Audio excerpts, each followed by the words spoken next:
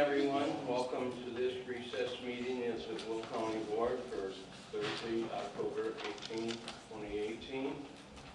We'll call this meeting to order. If everyone would stand and remain standing. County Board member Mike Frizzle will lead us in the pledge of allegiance and will introduce our Deacon Gretchen Fritz this morning for the invocation. I pledge allegiance to the flag of the United States of America and to the republic for which it stands, one nation, under God, indivisible, with liberty and justice for all.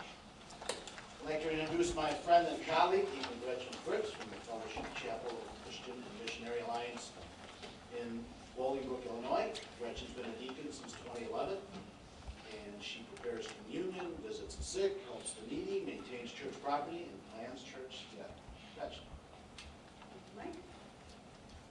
Ecclesiastes 3 says, "For everything there is a season, a time for every activity under heaven, a time to be born and a time to die, a time to plant and a time to harvest, a time to kill and a time to heal, a time to tear down and a time to build up, a time to cry and a time to laugh, a time to grieve and a time to dance, a time to embrace and a time to turn away, a time to search and a time to quit searching, a time to keep and a time to throw away, a time to tear and a time to mend, a time to be quiet and a time to speak, a time to love and a time to hate.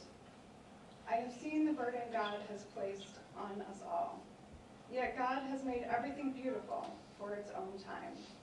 He has planted eternity in the human heart, but even so, people cannot see the whole scope of God's work from beginning to end.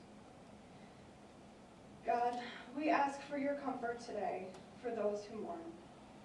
Send your spirit to them and wipe every tear from their eyes. Help us to know when to be quiet and when to speak. And let us see glimpses of your plans for us to help us trust you day by day. In Jesus' name, amen. Amen.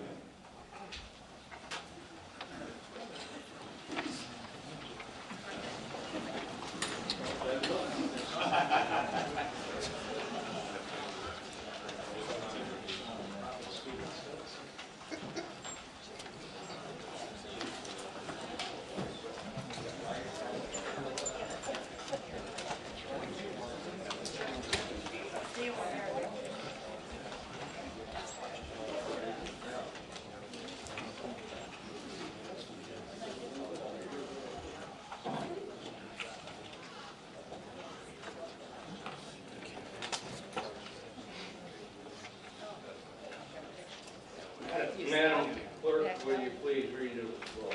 Sure. Mayor? Yes. Brooks? Here. O'Gala? Yes. Summers? Yes. Singer? Moran? Price? Yes. Harris? Yes. Trainier? Here. Benefield? Fritz? Gould? Here. Militello? Here. Dalledge? Here. Frizzlone? Here. Winfrey? Here. Parker? Here. Staley Ferry? Here. Dollinger? Yes. Markham? Here. Hart? Yes. Tuminello? Here. Weigel? Here. Ferry? Here. Colitis? Here. And Eustace. Thank you. 24 present, 2 absent. 24 present, a quorum is present. Entertain a motion to place on file the certificate of publication. Mr. Ferry, second by Mr. Trainier. Madam Clerk, call the roll. Sure. Mayor? Yes. Brooks? Yes. O'Gala? Yes. Summers? Yes. Rice? Harris? Yes. Trainier? Yes. Benefield? Yes. Fritz? Yes. Gould? Yes. Militello? Yes. Dalledge? Here. Frizzlone? Yes. Winfrey? Yes. Parker? Yes. Staley Ferry? Yes. Dollinger? Yes. Markham? Yes. Hart? Yes. Tuminello? Yes. Weigel? Yes. Ferry? Yes. Colitis? Yes. And Eustace. Thank you. 24 affirmative. 24 affirmative, motion is carried. Entertain motion to approval of the minutes of the regular meeting of September 20, 2018. Moved by Ms. Summers, second by Ms. Winfrey. Any discussion? Any discussion? Previous roll by Ms. Rice, second by Ms. Parker. All in favor signify by saying aye. Aye. Contrary motion has carried. Madam Clerk, please acknowledge the elected officials and media that are present this morning. County Clerk Nancy Schultz Boots, County Executive Larry Walsh, Recorder of Deeds Karen Stuckel, State's Attorney James Glasgow, Treasurer Steve Weber. We also have Mayor Roger Clare of Village of Bolingbrook and Mayor Tim Baldwin, the Mayor of the Columbus. Welcome and good morning. The media we have is Farmers Weekly Review, Nick Cryer, Southtown Susan Lafferty, Herald News, Alex Ortiz. Thank you. Thank you. Thank you. First up, honorary resolutions with County Board Member Tom Weigel. Please come to the podium recognizing Pat Cline on her retirement after 40 years of service in the Land Use Department. Pat, would you come down, please?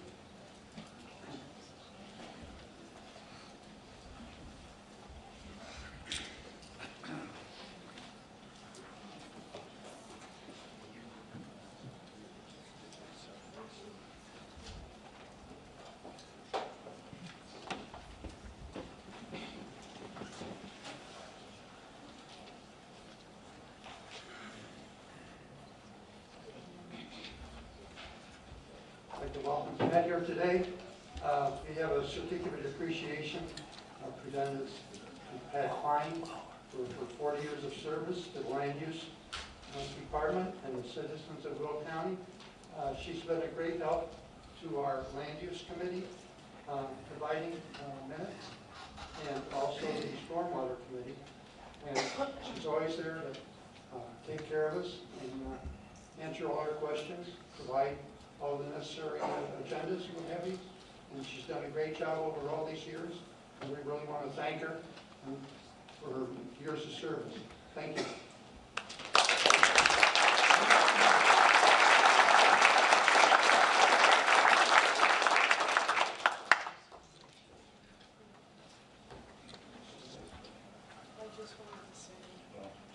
Thank you. And it's been an honor and a privilege to work with the people of Will County and to be a part of so many new and changing things that we've seen over the years. So again, thank you so much. Well, thank you for your dedication. So.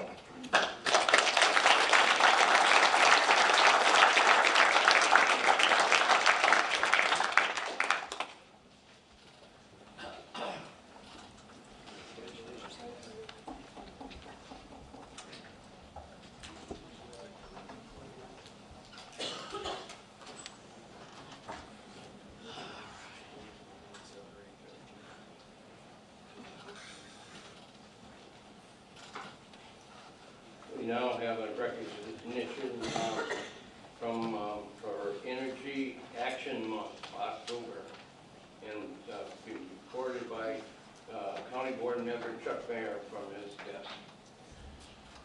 Thank you very much, Mr. Executive, fellow board members. Whereas the United States federal government has designated October as National Energy Awareness Month to recognize the remarkable role of American energy plays in producing more abundant, affordable, reliable power for our nation and the world, while developing energy resources to grow the economy, lower costs, ignite job creation, and drive up incomes for American workers. And whereas the Will County supports national efforts to expand America's energy independence and growth on a local level, while being good stewards of our environment. And whereas local energy economies fuel the nation's ability to be energy leaders, and whereas the energy independence increases local, state, national security, and the security of allies, and whereas Will County continues to diversify its energy production and create good-paying jobs that boost the local economy and save taxpayer dollars, and whereas Will County wishes to reaffirm and recommit its efforts to heightening awareness of energy consumption, production, and security to support local and national efforts. Now therefore be it resolved that the Will County Board and the Will County Executive hereby proclaim October 2018 as National Energy Awareness Month to raise awareness and understanding of the role of American energy plays in providing abundant, affordable, and reliable power. Be it further resolved that the Will County Board and the Will County Executive urge citizens, agencies, and organizations to recommit to strengthening our energy security and to assuring and using our energy resources responsibly to continue on a path toward energy independence. Dated this 18th day of October 2018, Lawrence M. Walsh, County Executive, Nancy Schultz Boots, Will County Clerk, and I so move. Moved by Mr. Mayor, second by Ms. Hart. Any discussion? Any discussion? All in favor signify by saying aye. Aye. Contrary, motion has carried. Mr. Mayor. Yeah, I just want to say that with all the work that this is pretty appropriate for this county. Since I came on the board back in '01, we've been looking for ways to help curb energy expenses and costs, from taking gas out of our garbage piles and turning that into electricity, to all the work and conversations that we're now having on solar energy. So this is pretty appropriate, and I think we need to remember this in October as we go into the cold months. It's not a bad time to do it. So, Mr. Executive, thank you very much, and my fellow board members. Thank you. Thank you, Chip. Okay. All resolutions approved at the September 20, 2018 County Board meeting have been signed by the County Executive. Mr. Executive? Mr. Tumanello? Yes, I'd like to make a motion to amend the agenda and move the Capital Improvements Committee up. Moved by Mr. Tumanello, second by the... And I'd like an amendment on his motion to move Let me get a second. Okay, I'll second it. I usually say second. Second by Mr. Mayor. Discussion? Yeah, I'd like to amend to also bring our drug court presentation up to be the first presentation for the morning. Yeah. Yep. Okay? Yeah. Change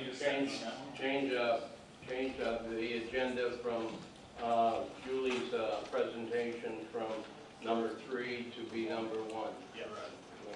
Yes. Got a second to that? Second by O'Gall. So,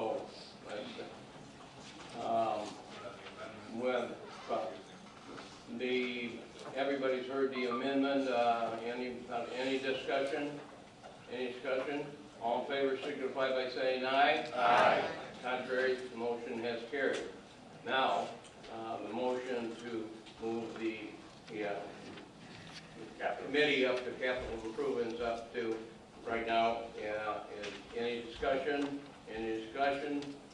All in favor signify by saying aye. Aye. Contrary, motion has carried. So, turn to page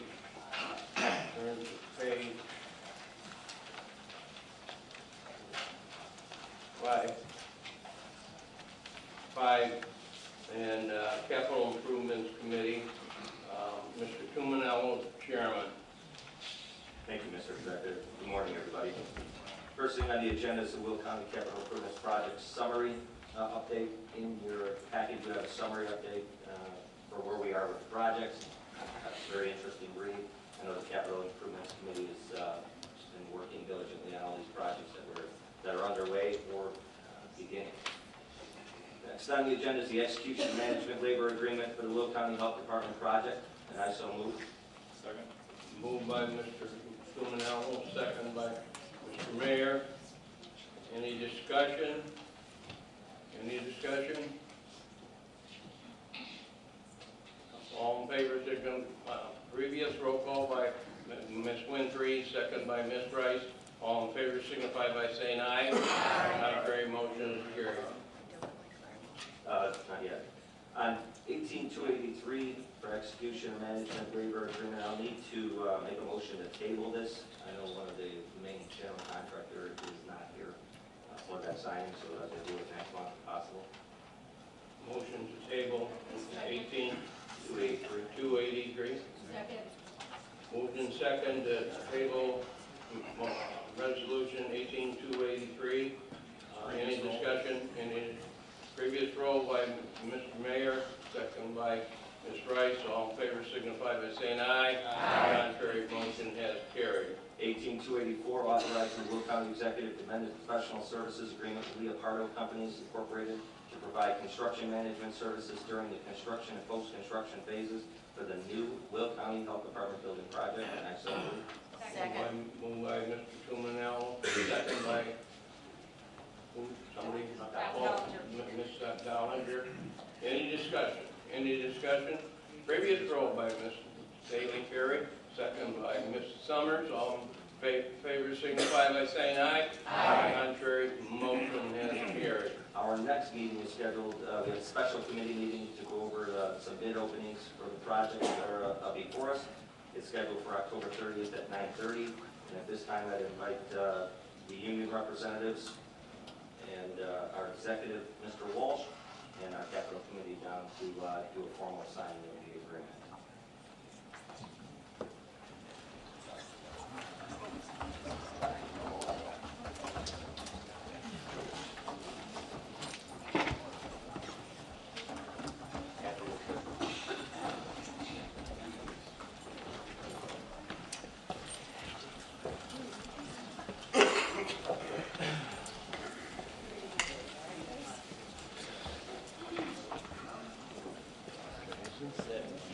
See you every day.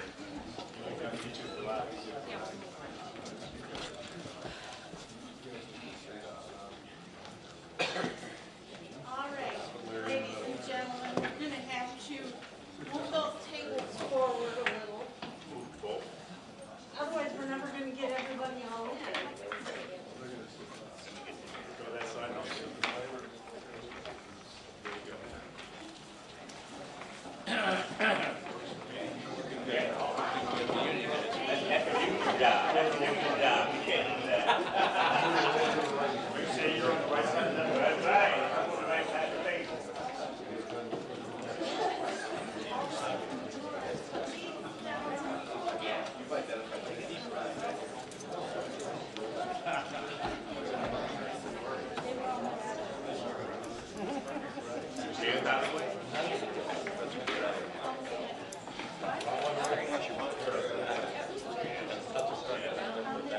Oh, really?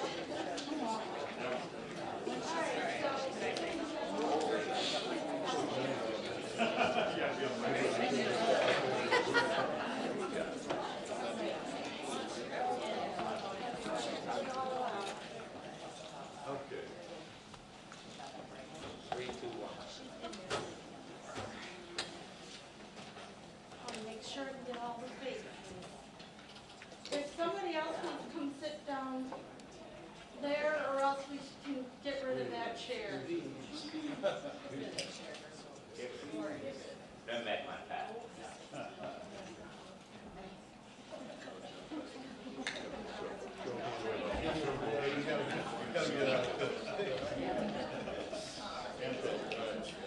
Sorry, they got all people looking this way and smiling and happy. All right, let's try again.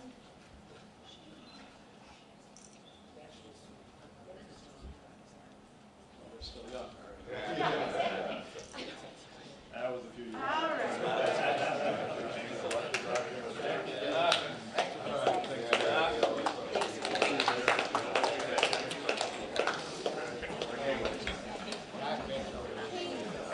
Ray and Mary, can we stay for just one more? Let's get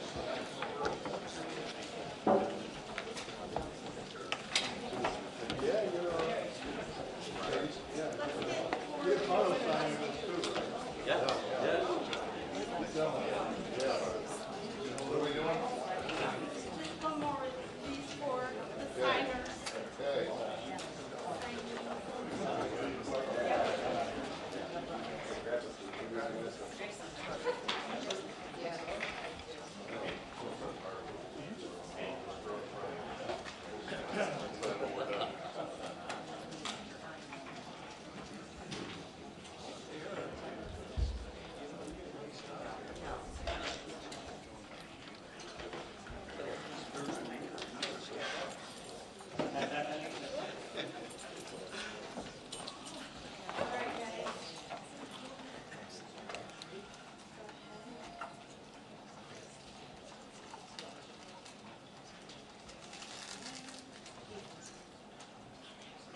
gentlemen. Okay.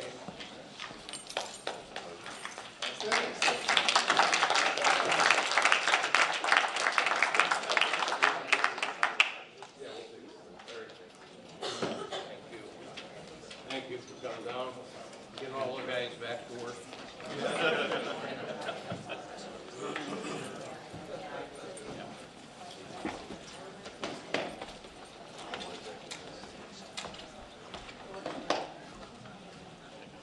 All right, Mr. Executive, that concludes my report. Very fine report. Great.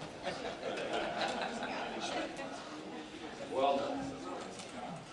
Okay, now we go to proclamation, a new business. And first up is presentation on the 20th anniversary of drug court. And it's given by Julie. Okay, Julie. You're on.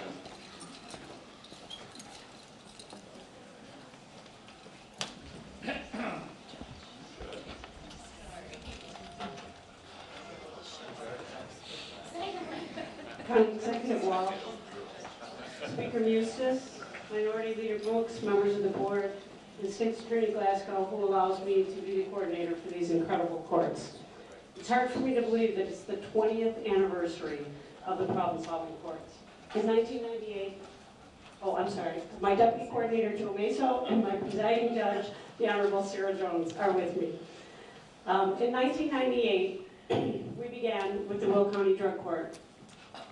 It was started because the existing approach to the drug-using criminal incarceration simply wasn't working. There weren't enough jails and prisons to house the offenders. State's Attorney Glasgow was an early proponent, in fact, the first and only state's attorney to apply for a judicial grant. He had to get permission to write this grant, to write and then establish the Will County Drug Court. The mission of the drug court is to break the cycle of addiction which drives the criminal behavior of the drug-using offender. We help them in the problem-solving courts to establish healthy functioning in their school, in their family, in their social lives, and in the workplace. State's Attorney Glasgow said everyone benefits when those who had previously been a financial burden on society rebound and are able to hold jobs, pursue their education, own houses, and raise families and pay taxes. These then become become productive, law-abiding citizens. In 2009, this county board approved the purchase of the first in the country county-owned house for the problem-solving courts. In that house, we provide additional supervision and support through the house manager. These people in the house then learn to take care of themselves. They develop those responsibilities, and they also are given the time to prepare to return to their families or to live independently. Sorry. I'm having trouble with that clicker. In 2010, we recognized that drug court alone did not work. There were many people in the drug court that had mental health issues, and we decided to establish a separate mental health court. The mission statement of that court is to provide comprehensive mental health and addiction services, provide therapeutic intervention, a team approach to defendants with severe mental illness and co-occurring disorders. And in this court, we protect public safety, but we also improve the quality of life. In 2011, this court followed on the heels of the first recovery home and allowed us to buy a woman's home. We already had a working model, and so the neighborhood was much more accepting the second time around. The variation in use permits were easier to obtain from the city of Joliet. In fact, neighbors from the first house came out and spoke at the hearing. And now the city of Joliet comes to us and asks us about the process and what our thoughts are on recovery homes in the neighborhoods. In 2012, the Veterans Court was established.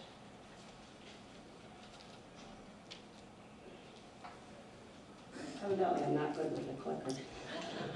The Veterans Court addresses the emotional, physical, and mental issues caused by circumstances that are unique to veterans. And we felt like they needed their own special court, a place that they could be to recognize these problems that they have because they were veterans. And we worked very closely with the VA to provide those services.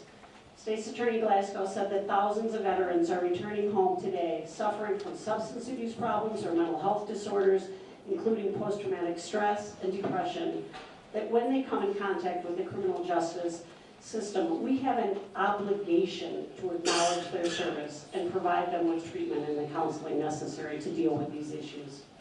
And then in 2015, we became aware of a grant through the Illinois Criminal Justice Information Authority and established our adult redeployment program. NACO actually gave an award, the Holistic Court Solutions to the Chronic Reoffender. That program improves access to community-based services, increases capacity in our problem-solving courts, serves individuals locally, all while maintaining public safety. All of this comes at a great savings to Will County. They say that it takes about $3,000 to put someone through the problem-solving court, and the individuals in these programs pay $1,560. So if it takes someone $33,000 to spend a year at the ADF or in prison, you can see there are substantial savings. These funds, at this point, there is no county money. These are all done through criminal fees. But it would save, with even 100 participants, $3 million a year in criminal justice housing. In 2018, we hope to buy an apartment building that would expand our capacity further, provide greater long-term supervision. With the apartment manager, we had greater access to employment and transportation, and it would increase these individuals' exposure to long-term sober activities, and thus ensure that they have long-term sobriety, which also is a great savings to Will County.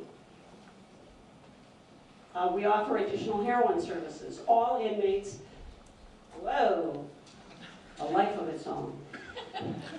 All inmates at the ADF are given information about the problem-solving court. We offer heroin classes at the problem-solving court building.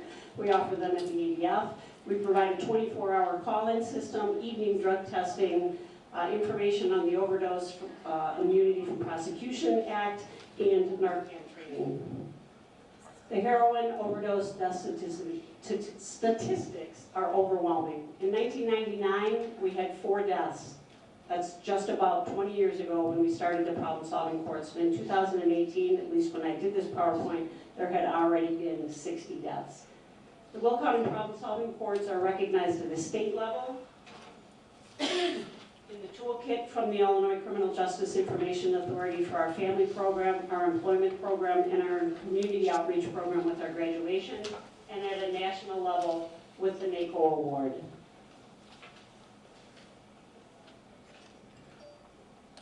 In 1998, when we started with a vision.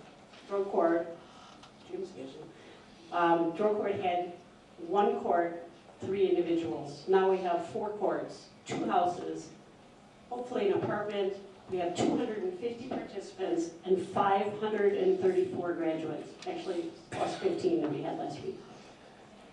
So I still think that pictures say it best. The people that come into these, and if you ever attend our graduations, you'll see the before and after pictures. People that come into this program are not the people that graduate.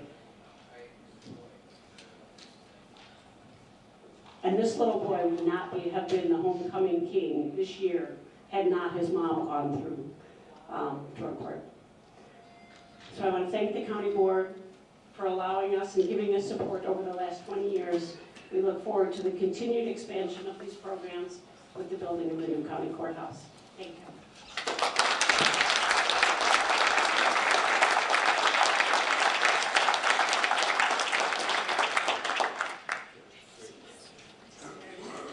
And for all of you that wore pink, thank you. As a 2-time survivor, you'd think I would have remembered.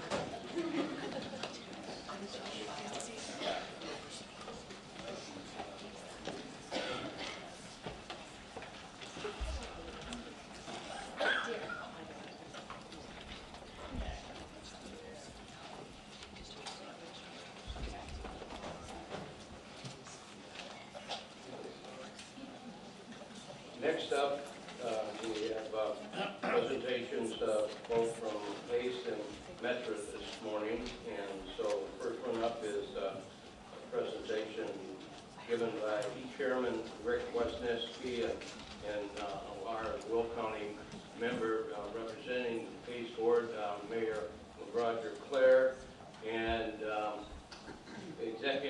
Deputy Executive Rocky Donahue will be also here present if need be.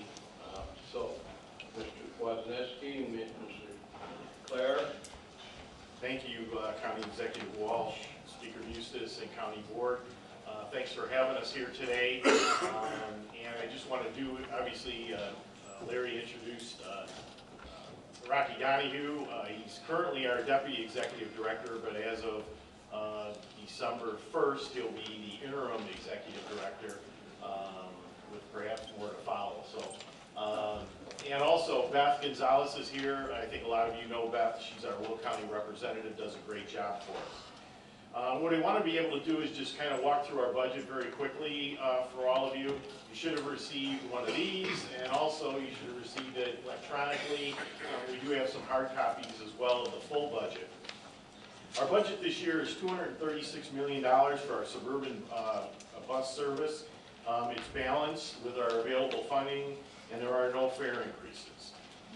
Over the past year, we've experienced, like all of you, a lack of state funding coming forward, as well as some reduced operating revenue. But we have had many successes throughout 2018. A number of them I'll go through today. One of them was launching our express service on Interstate 90. Basically, it's bus on shoulders, only it's kind of, I think I talked about it last year, it's kind of bus on shoulder on steroids. It actually has its own full lane that the tollway built. This was all done in partnership with the Illinois Tollway, and very exciting. We've got numerous park and ride lots, and ridership has literally gone through the roof there. So very exciting project.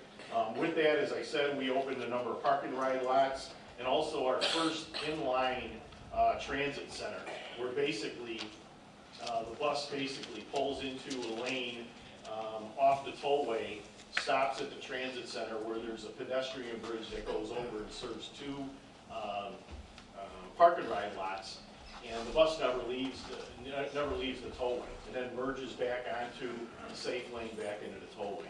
Very exciting about this is because as the tollway expands Interstate 294, which is their next big project, their plans are to include a number of these there as well. So very exciting partnership. We're looking forward to continuing that. We also expanded our bus on shoulder to Interstate 94 to Eden's Expressway.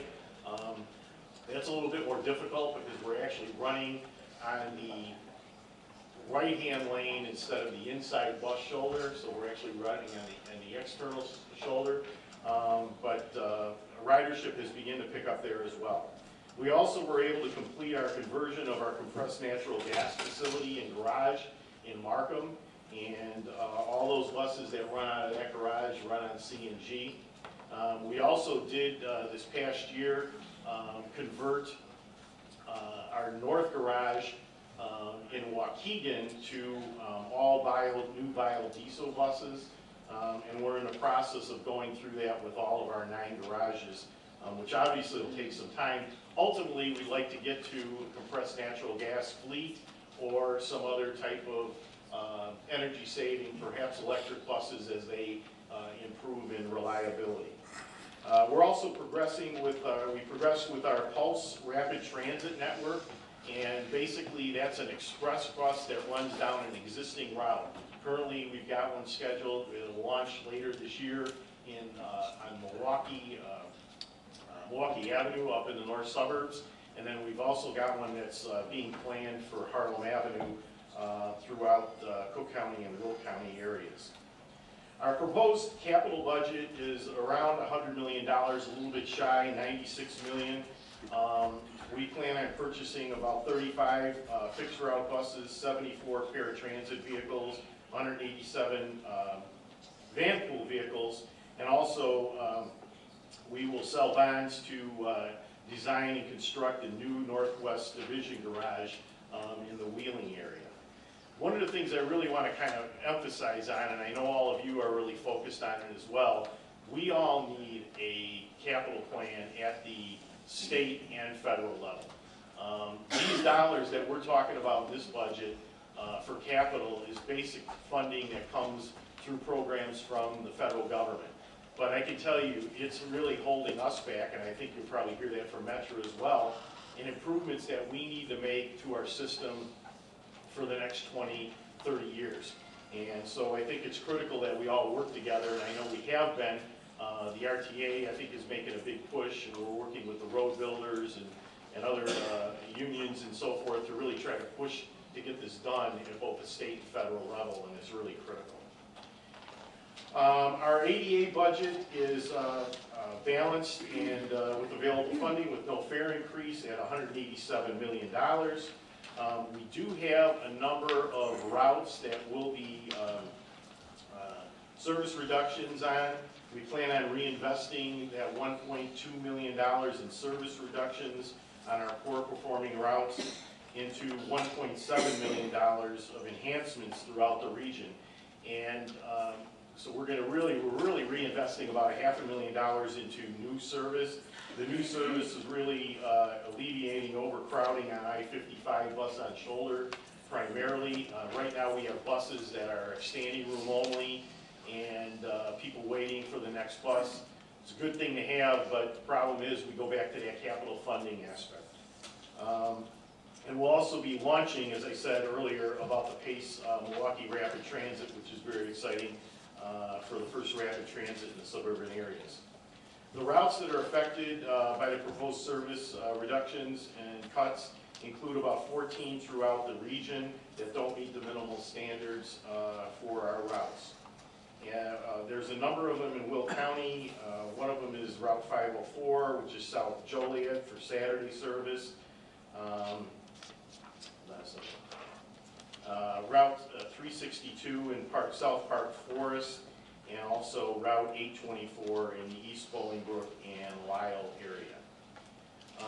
Specifically, some of the areas where we've increased service over the past year, one was a great partnership with Lewis University. Recently, as you know, we talk about the bus on shoulder all the time. This is kind of a reverse commute of the bus on shoulder. We've been trying to talk about doing that with some kind of partnership arrangement. Lewis came forward and said they're interested in trying to work with us. They are fully funding this modification of this route. Right now, there's about 30 people that actually ride this on a daily basis. It actually spikes on Friday because their students and also primarily their students, I think, are going into the city for the weekend and then coming back on Mondays. But their staff also is riding this, some of their professors and so forth that live in the city. They provide 100% funding. There's no charge for their students and their staff to utilize this, and really are promoting it. And we expect that to really grow over the next few months as they go into the second semester. It basically runs from the CTA Pink Line, which is downtown Chicago, right near Union Station, to Lewis University. Beth Gonzalez has also been working with a number of companies in the Romeoville and Bolingbrook areas to try to work on a reverse commute on bus on shoulder. We're hoping some of that happens during the first half of next year. Other capital improvements that we made over the past year and have just are beginning to open, and all of you will be invited shortly, is the Plainfield Park and Ride. It should be next month. It was delayed a little bit, but basically we're going to have 400 parking spots there with the capacity to grow to 600. We're kind of holding off on that second expansion primarily because of our lack of capital for buses. We don't want to have a situation where we've got 600 cars parking there and we've got no ability to have them get on the buses. So that ribbon cutting will happen very shortly. And also Beth is working on, as I said, throughout her time, working on with businesses to really try to work on workforce mobility, which I know is a big priority of your Will County Community Friendly Freight Mobility Plan, and is working with a number of companies, including United Facilities in Wilmington, Green Corps in Bolingbrook and Romeoville, CDBI in Joliet, Walmart, Elwood, Amazon, Moni, Joliet, and Crest Hill, Ridgeport Logistics in Romeoville, Warehouse Services in Joliet, Elwood, and Bolingbrook, and Centerpoint Properties in Elwood and Joliet, as well as Michelin in Wilmington. And she is continually doing outreach to try to get some kind of a mobility service. Some of them are van pools, some of them are shuttle services, but exciting times. We're going to try to do what we can with the dollars we have, and are certainly open for suggestions in the future, and we'll be glad to take any questions that you might have at this point. Any questions, Mr. Mayor? I love all the things you say, Rick. It's really awesome to see. Just a quick question on the Lewis University project, where you're getting universities and other groups to help participate. Yeah. Is that also allow other community members? Is that opened up and marketed as a, are you filling the bus with 30 people and there's no more room, or can you bring paid customers? It currently isn't set up that way. I'm not saying we couldn't do that, as providing Lewis a stop, but the problem would be is, obviously there's no parking for people to be able to park there at Lewis and be able to take the bus. It's really meant for, trying to utilize that reverse commute. We've got empty buses coming all the way back to Joliet, and obviously there's additional time in these stops, so that's what causes the increase in service fees, of which Lewis is picking up 100%. So right now, we currently don't have that open to the public, but they do just, basically provide that. It's something that we could probably look at, then it just gets complicated with the parking situation, which ironically is one of the situations where the president of Lewis University, Dr. Livingston, looked at. He said, I'd rather put the money into public transit than building another parking lot on our campus. So he's really trying to be proactive in that regard. And I'm not sure they've got the capacity for parking there. Okay, thank you. Mr. Brooks? Good morning, gentlemen. Rick, every year you make this presentation and I bring up the same issue, and that's about transportation to where the jobs are. And I want you to know that every year I bring it up, your answers get gooder and gooder. So I'm glad to hear that you are working on that. It's still an issue. I hear a lot of it. Where my office sits right off Route 53, it goes south to a lot of the warehouses. And I oftentimes get people coming to my church office asking me for a ride to get to work because they go right by there. And I'm glad to hear that. I don't have the option of a shoulder ride and to get them down there quickly, but you do. So I'm glad to hear that you are expanding that. You continue working on that to benefit those that get to the job that don't have transportation. Thank you, Rick. And one of the things we're trying to do is coordinate.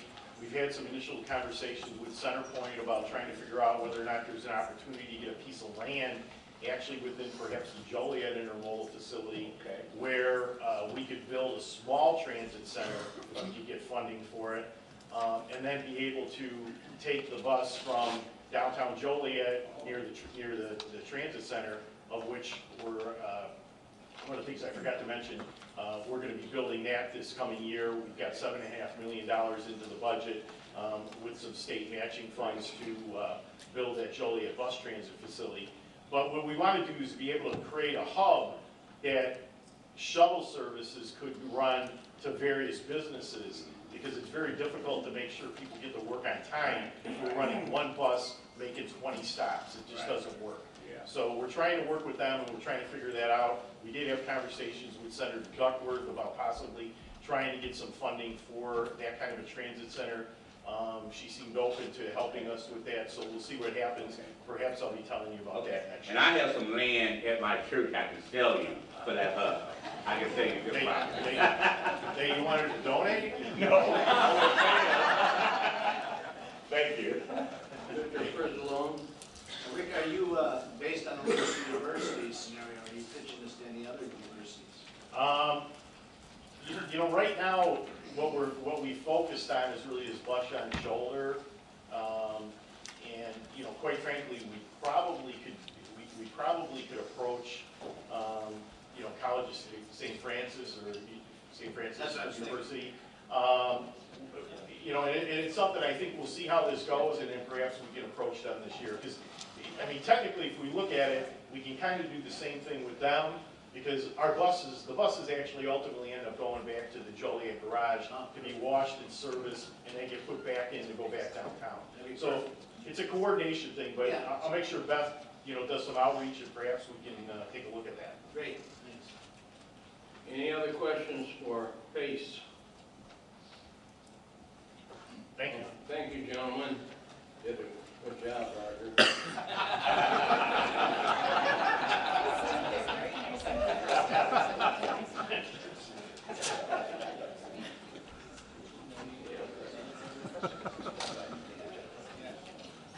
Next up, we have Metra, and presentation will be given by our Will County Director for the Metra Board, Mayor Baldwin.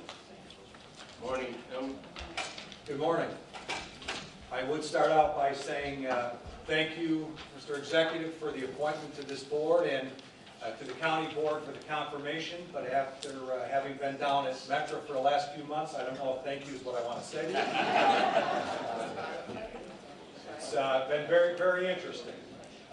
Under this new proposed budget for Metra for 2019, even though in the past there was discussion that there would be a number of years, consecutive years of fare increases, we decided unanimously as a board that we would not have a fare increase for the 2019 budget.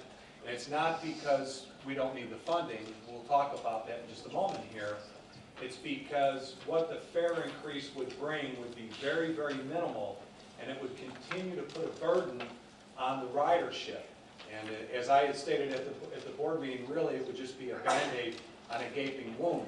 And we can't ask the riders to continue to pay over and over and over, especially when, despite the best efforts of an outstanding staff at Metra, maintenance and otherwise, there have been a number of issues with Metra this year, with cars that not had air conditioning or were overcrowded or were breaking down. So how can you ask the ridership for additional money when the service isn't where it should be? So we agreed that the increase for capital needs is there. We've allocated $822 million for operating costs and $185 million for capital, which is far short of our needs. The budget without the fare increase simply comes as a relief to the commuters, but we need a sustained capital program to meet the chronic capital funding shortfalls. Without it, we're going to continue to deteriorate. Our system is going to continue to deteriorate, and we're going to have to shrink the size of the resources in order to be able to sustain. Our operating costs are expected to grow by about $36 million in 2019.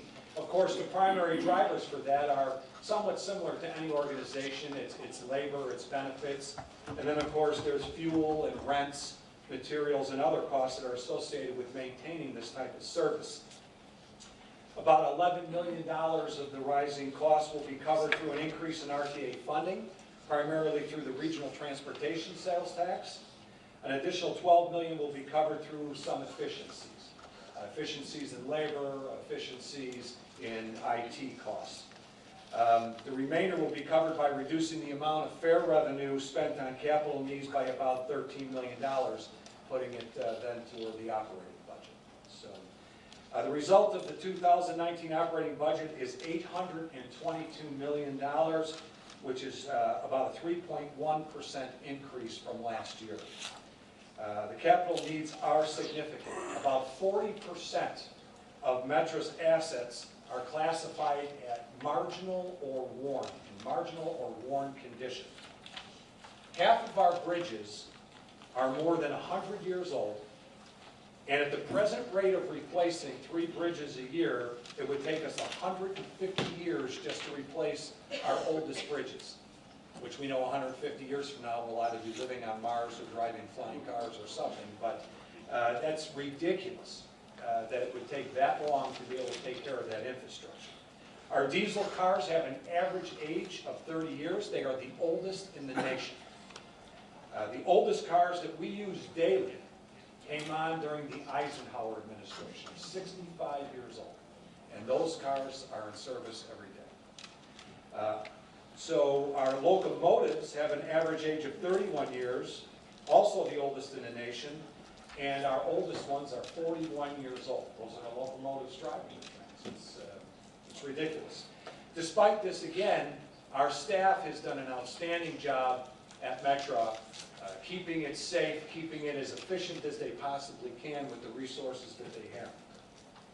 To face the needs of our capital program, which contains only $173.6 million in federal funds, $5 million in local RTA funds, $7 million in fare revenues that were set aside. Half of the budget will pay for priorities as new and rehabilitated cars and engines, and getting to the bridges we can, yard rehabilitation, and PTC, positive train control, which was another primarily unfunded mandate that was sent to us. Of course, it's important. It makes trains aware. It helps to avoid collisions, but it was an expensive proposition that was not funded properly, even though it was thrust upon us. The remaining half will go to capital maintenance of tracks, signal stations, and our other facilities. Metra can only provide the level of service that adequate state and federal funding revenues will support. Without adequate public subsidies, we can't continue to operate in the present form that we are. The most likely source of help is the state of Illinois. I'll say that again, the most likely form of help is the state of Illinois. I don't know how likely that is. But they created the RTA in 1973, and then Metra a decade later, after recognizing that the private railroads then operating commuter rail service in Chicago could not continue to do so without public subsidies.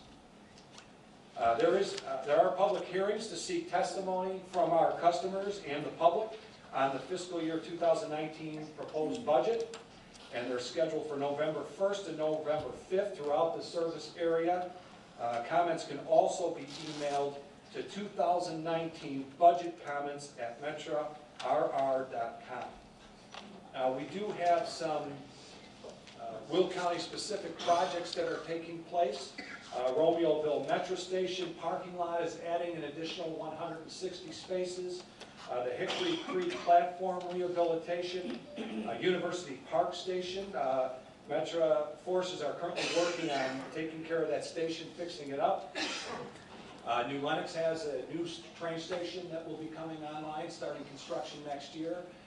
That certainly will be beneficial. As this board is aware, the old depot was moved from there. The new station will be built further down the line to the east, closer to the larger parking lot, and also perhaps providing a little relief on Cedar Road when the gates are down.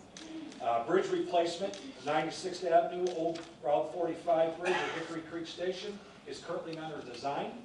Anticipated December project bid in 2019 construction. Grade crossing renewals that were done in 2018, North Street in Manhattan, Joliet Highway in New Lenox, and of course PTC, positive train controls. We talked about Metra's and revenue service demonstration on the Rock Island line, and will be on the Southwest service line by the end of this year.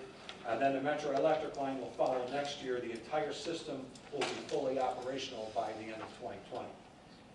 Clearly, throughout the region, but certainly in Will County, Metra service is critical for our people.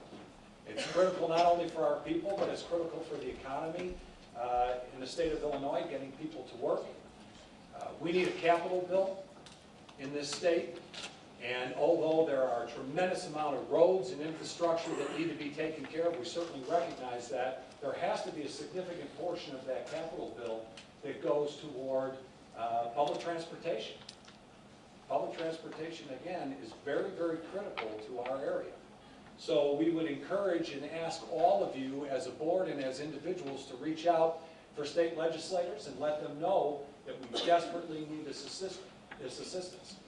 We at Metra are going to have to look very, very seriously at what we can do if those funds don't come. Again, tacking on fare increases to our riders by itself is not only unfair, it does very, very, very little to tackle the problem. Now, if we were receiving proper funding from the federal government and from the state government, then okay, then you ask the riders to pitch in a little bit more, and everybody's contributing, and we can provide a great service. But just to go back onto the commuters, time and time again, knowing that it's not really solving the problem, that's no way to do business. That's kicking the can down the road, something that we're all far too familiar with in this state. We need to truly tackle the problem. So I will say thank you for the appointment, and thank you for the confirmation board. I don't know if all the folks there are thanking you that I'm down there, but I'll tell you that I take it very seriously. If we're going to be doing this, as the Will County representative, I want some real solutions to this problem. And they're not going to be pretty, so hopefully we can avoid that. So that's my presentation. Maybe not as eloquent as Rick's or as lengthy as Rick's, but that's what I have. So if there's any questions. Any questions for Tim? Any questions? All right, thank you. Thank you very much for a very, very good report. All right, thank you.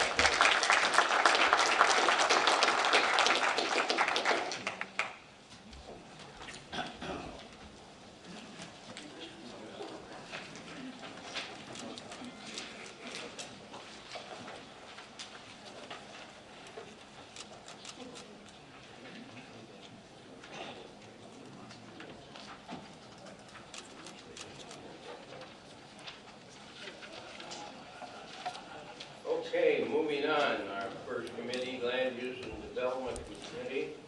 Mr. Weigel is the chairman.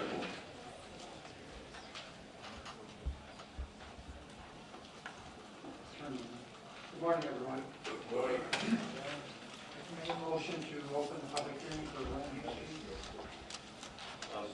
Moved by Mr. Weigel, second by Mr. Ballage. Madam Clerk, would you please call the roll? Sure, Mayor? Yes. Brooks? Yes. Gala? Yes. Summers? Yes. Rice? Harris? Yes. Trainier? Yes. Benefield? Yes. Fritz?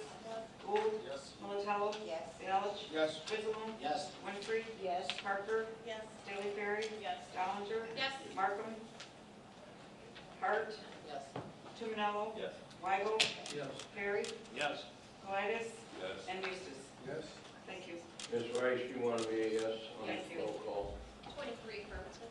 23 affirmative. We are in the public hearing. Please be advised, absolutely no new evidence or information will be allowed once this land use public hearing is closed. Today, we have 5 cases to be heard. Case ZC 18-037, ZC 18-040, case ZC 18-043, case ZC 18-050, and case ZC 18-055. Is there anybody from the public that would like to have ask any questions, have any comments on any of these 5 cases? Anyone from the public? Last call. Anybody from the public wishing to speak before the board? Madam Clerk, call the roll. Sure. Mayor? Oh, gotta get a motion. Make a motion to close the public hearing. Moved by Mr. Weigel, second by Mr. Frizzalone to come out of public hearing. Now. Okay. Mayor? What am I voting? No. Yes. Thank you. Brooks? Yes. O'Gala? Yes. Summers? Yes. Rice? Yes. Harris? Yes. Trainier? Yes. Benefield? Yes. Fritz? Yes. Gould? Yes. Militello? Yes. Balch? Yes. Frizzalone? Yes. Winfrey? Yes. Parker? Yes. Staley Ferry? Yes. Ballinger? Yes. Markham? Yes. Hart? Yes. Tumanello? Yes. Weigel? Yes. Ferry? Yes. Colitis? Yes. And Eustace. Yes. Thank you. 24 affirmative. 24 affirmative. We are out of public hearing. Please continue, Mr. Weigel. Our first case, ZC 18037, is a special use permit for a major public utility solar farm in Wilmington Township. Committee recommends approval, and I so move. Moved by Mr. Weigel, second by Ms. Melatello. Any discussion? Any discussion? Previous roll by Mr. Markin, second by Ms. Summers. All in favor signify by saying aye. Aye. Contrary, motion has carried. Our second case is CC 18040. They're asking for an amendment from I-1, I-2 for the truck terminal in Troy Township. Committee recommends approval, and I so move. Moved by Mr. Weigel, second by Mr. Tumanello. Any questions? Any questions? Previous roll by Ms. Parker, second by Ms. Hart. All in favor signify by saying aye. Aye. Contrary, motion has carried. For the same case, ZC 18040, make a motion for a special use permit for a truck terminal. Committee recommends approval, and I so move. Moved by Mr. Weigel, second by Mr. Ballard. Any questions? Any questions?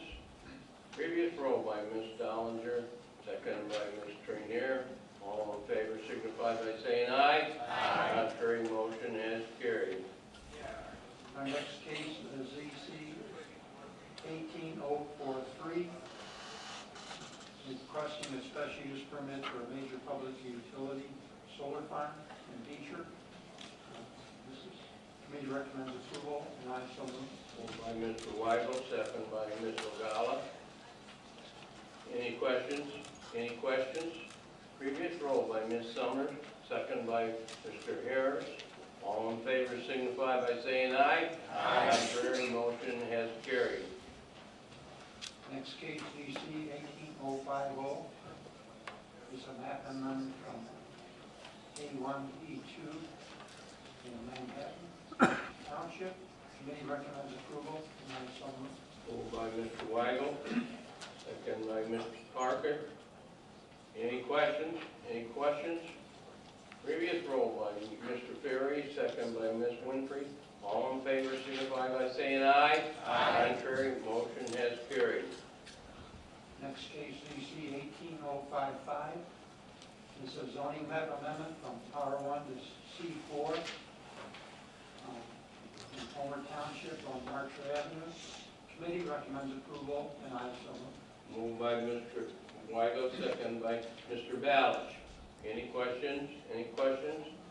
Previous roll by Ms. Fritz, second by Ms. Dollinger. All in favor signify by saying aye. Aye. Contrary, motion has carried. That's all of our zoning cases. Now we have a resolution 18192 for establishing beekeeping ordinances. Committee recommends approval, and I so move. Moved by Mr. Weigel, second by Mr. Mayor. Any questions? Any questions? Previous roll by Ms. Ogala, second by Ms. Summers. All in favor signify by saying aye. Aye. Contrary, motion has carried. Next case, resolution 18272. There is an appeal of the Planning and Zoning Commission denial of variance for a lot area of 10 acres to 6.36 acres in parcel B in Wilton Township. There's some discussion. The staff had recommended denial on this. Before I make a motion, I'd like to have Brian come up and explain why we're doing this. Brian Radner.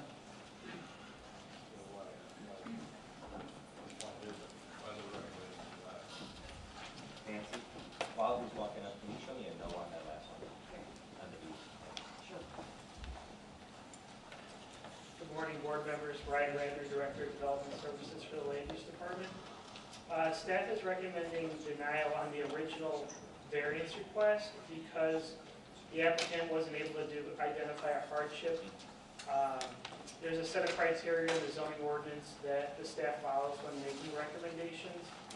And one of them is that the hardship wasn't created by the applicant. And in this case, you have one property that's 16 acres, and the applicant wants to divide it into 2 lots, one that would be compliant, and another one that would be 6 acres and change, which is not compliant with the zoning code. So they're creating the hardship that would require the variance by creating a smaller lot than what's allowed. That's as simple as it can be. Any questions, Ms. Rice? Could you also speak to what I read in one of the reports about the owner having believed it was already divided into 2 lots when he purchased it, and then coming to find out that it's in fact not? Because I thought that was very interesting and not something you typically hear about. So the owner stated that when they purchased the property, they thought it was 2 lots that were, I'd say, divided horizontally, one on Gauger, and I'm forgetting the name of the other street. So they thought it was divided horizontally, and they want to divide it vertically. Well, it turns out that I believe that the seller was trying to market it as 2 different properties, and that it actually, so they had legal descriptions for 2 different properties, but it is one property with only 1 pin. So you can divide a property by legal description and sell it as 1 lot, and that's what occurred here. Thank you.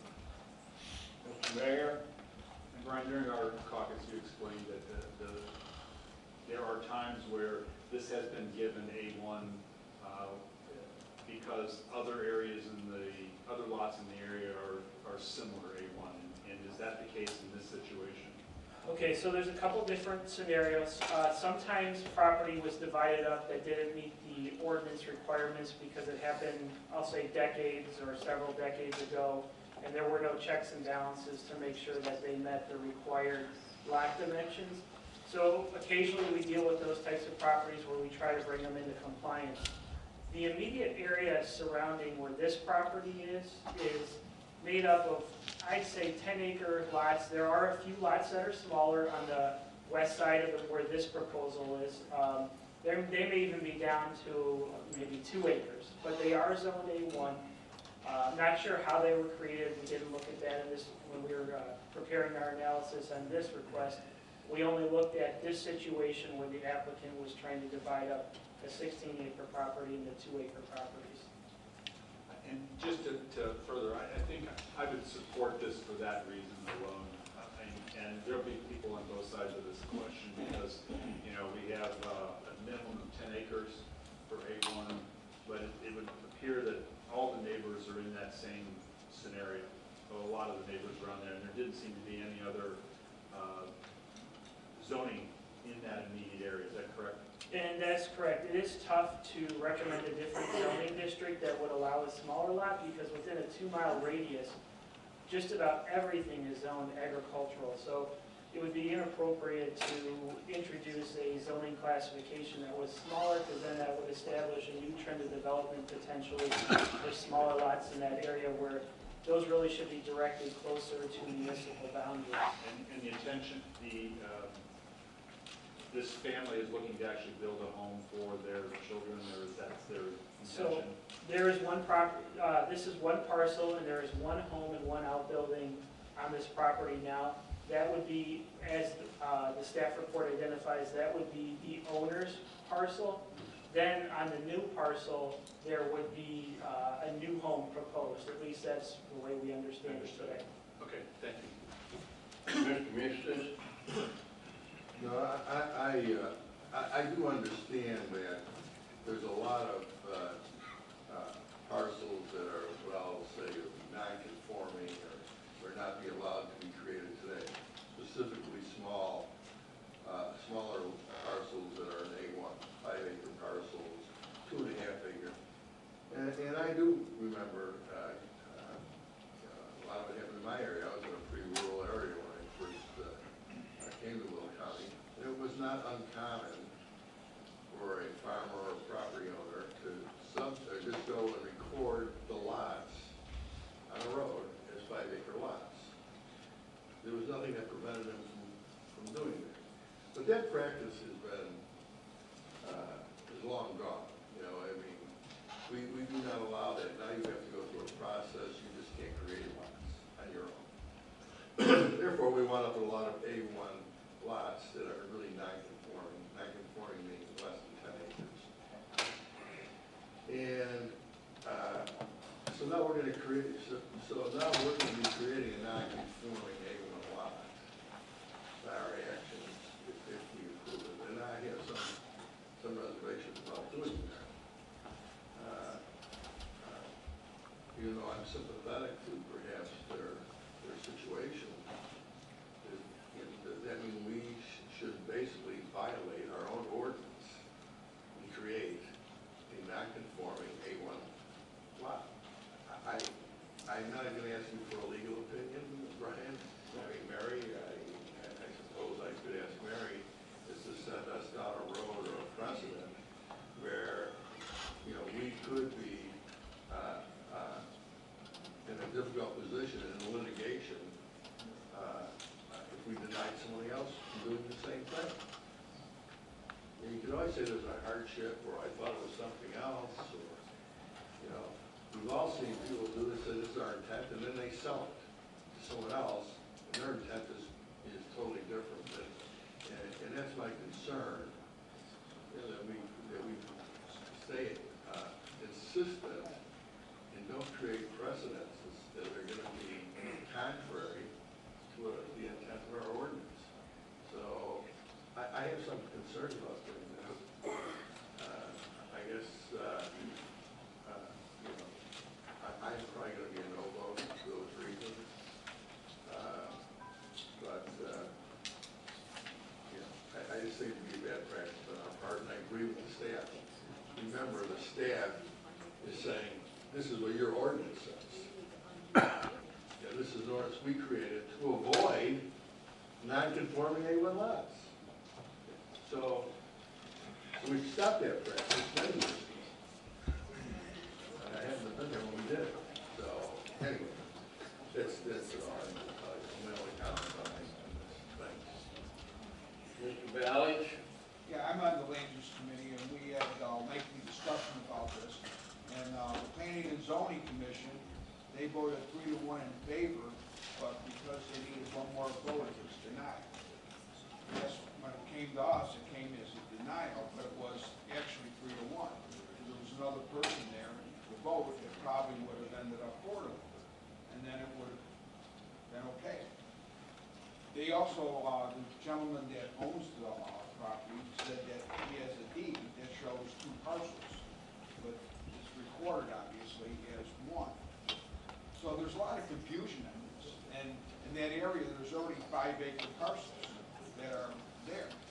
So I don't see where this is a problem at all. The committee didn't see it as a problem. You know, so just so the rest of the board knows, we talked about it for a long while and we voted to allow it. Thank you. Mr. Tumanello? Thank you. So just so I understand, if they split this lot, they're going to have 2 smaller non-conforming, both A1 or One of the properties will be conforming, it'll be 10.08 acres, I believe. The other one will be about 6.3 acres. Right. So that would be the one non-conforming. But that would be A1. It would be, they both be zoned A1 and be sufficient by 3 acres and change. Okay. So what happens then, 20 years down the line, when the surrounding properties possibly, you know, develop into a subdivision or a county subdivision or it's annexed in eventually, then along comes a cell carrier and says, you know, we're going to put up a tower right here because you have an A1. And by state statute, it's allowable, it doesn't even have to go through. We have no, are there any protections that are built in for future uses in that? Not those types of uses, and it is true under current law, they can go up to 200 feet by right, and that is one of the concerns that you look at when you're looking at good planning, and eventually municipalities' boundaries expand, and if you get stuck with some smaller lots, you can have a lot of A1 uses that are maybe not compatible with surrounding uses that may be more dense or smaller lots. That's why when we look at these types of things, that's how we come up with our recommendations. We're looking to the future. Sure. Well, I'm sympathetic to the cause. I understand that properties change hands 20 years down the line. All of a sudden, you have a 200-foot tower that's up to a potential subdivision.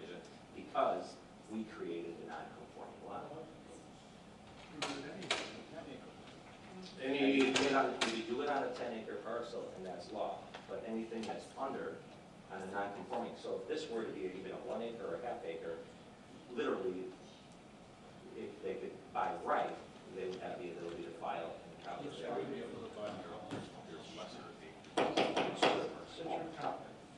Thank you. Mr. Penfield? Brian, so we've got 16 acres here, so if we do approve this, we've got 10 acres that are in compliance with the A1 code. We've got the remaining 6 acres, which has the home on it, is which we would consider non-compliant at that time. There's no home. There is one home on this property. Which village? It would be on the smaller lot. Which is the 6 acres there. So it's the 10 acres that he's wanting to split, which is up for discussion here. 16 acres. It's 16 acres. 16 acres split into 10 and 6. Correct. 10 would be the new parcel. 6 would be a new parcel because you got to not give it a new legal charge. That would be However, that has the current owner's residence That's on correct. that 6 acres.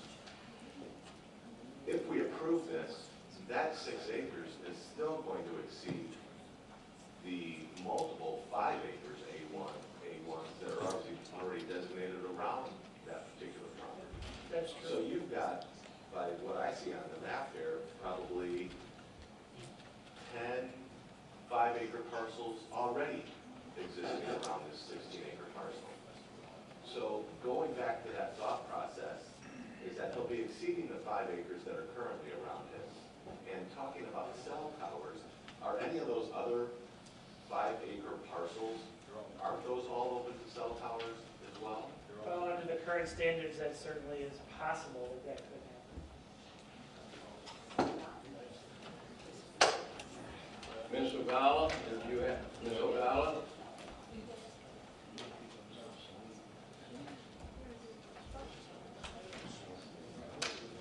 Judy, if you leave the button alone, I I had a question waiting for you.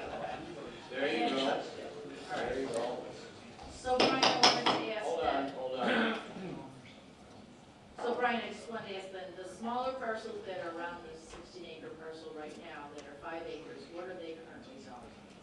I'd say almost, I can't say, I'd say at least 90% of the surrounding property in a 2-mile radius is zoned A1 agricultural. Even if they don't meet the 10-acre standard. Thank you. Mr. Eustace? You know, I just want a couple more comments here. So if I follow some of the logic some of you are saying, then what happens when the landowner, whether it's this owner or new, a different one, comes back and says, now I want to take the 10 acres and divide it into 2 5-acre parcels, and you've already set the precedent of letting them do it. You know, now, because there's 5-acre parcels currently there, I might point out, those 5-acre parcels that are currently there were there prior to the ordinance. Now you have an ordinance in place. You know, I mean, I would, you know, Mary, you know, you make comments about, you know, what kind of precedent does this set for us? And could have put us in a difficult position. Because technically, you come back now to the 10 acres and say, I want 2 5.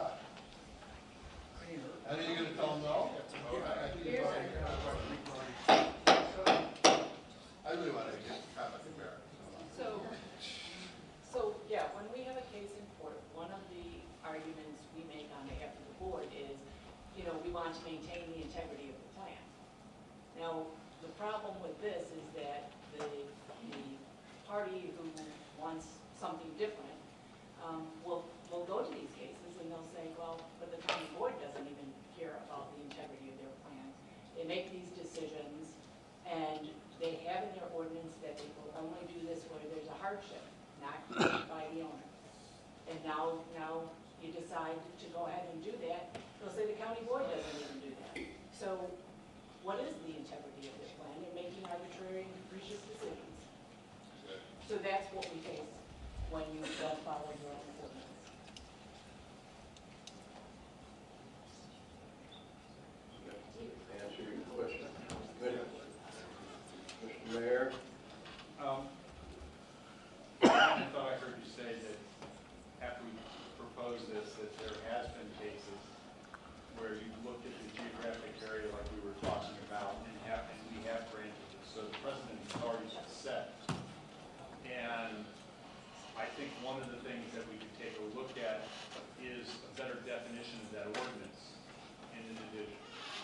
this gentleman only had one parcel number, but there were 2 lots available. Was that not the, I think that's what you said, right? Yeah, that's the way I understand it. There were 2 tracts of property identified, though it was only 1 lot. Right, okay, so under one thing. So 2 tracts of property, I mean, and buyer beware, understood, buyer beware on what's going on. But I think the fact that somebody could argue this case already because there has been approval of A1, according to Brian, there has been. So many times that happens and the board doesn't necessarily see it because the decision is made at the plan commission, so you're not even aware of it. It does happen. So it does happen on occasion. If there was a unique circumstance where the hardship was created by a prior owner, then staff would be more likely to be more supportive of the request. So sometimes that's the scenario it happens. Sometimes it's somebody that just wants to violate the code, and that's what triggers the recommendation of denial. So maybe we need to just shore and tighten that up, but in this case, there you go. Ms. Trenier? I just wanted to ask, what was the logic behind the ordinance being a 10-acre parcel? Since we've agreed that that's what we want to do, I'd have to side with Mr. Moustis and say that this is not something that we want to consider, from our own ordinance and everything that Mary has presented. And the other question I would have, in addition to knowing the logic behind the 10-acre decision, is what would be considered a hardship by a prior owner? I mean, I don't understand what would be a hardship. Okay, I'll try to answer the first one with the logic of why 10 acres. The board has determined this policy because there are several uses that are in the agricultural zoning district that probably need a greater separation from other uses. For example, it's possible with siting you could have a hog farm in A1. There's just general farming activity which isn't always compatible with smaller residential lots because of dust and noise.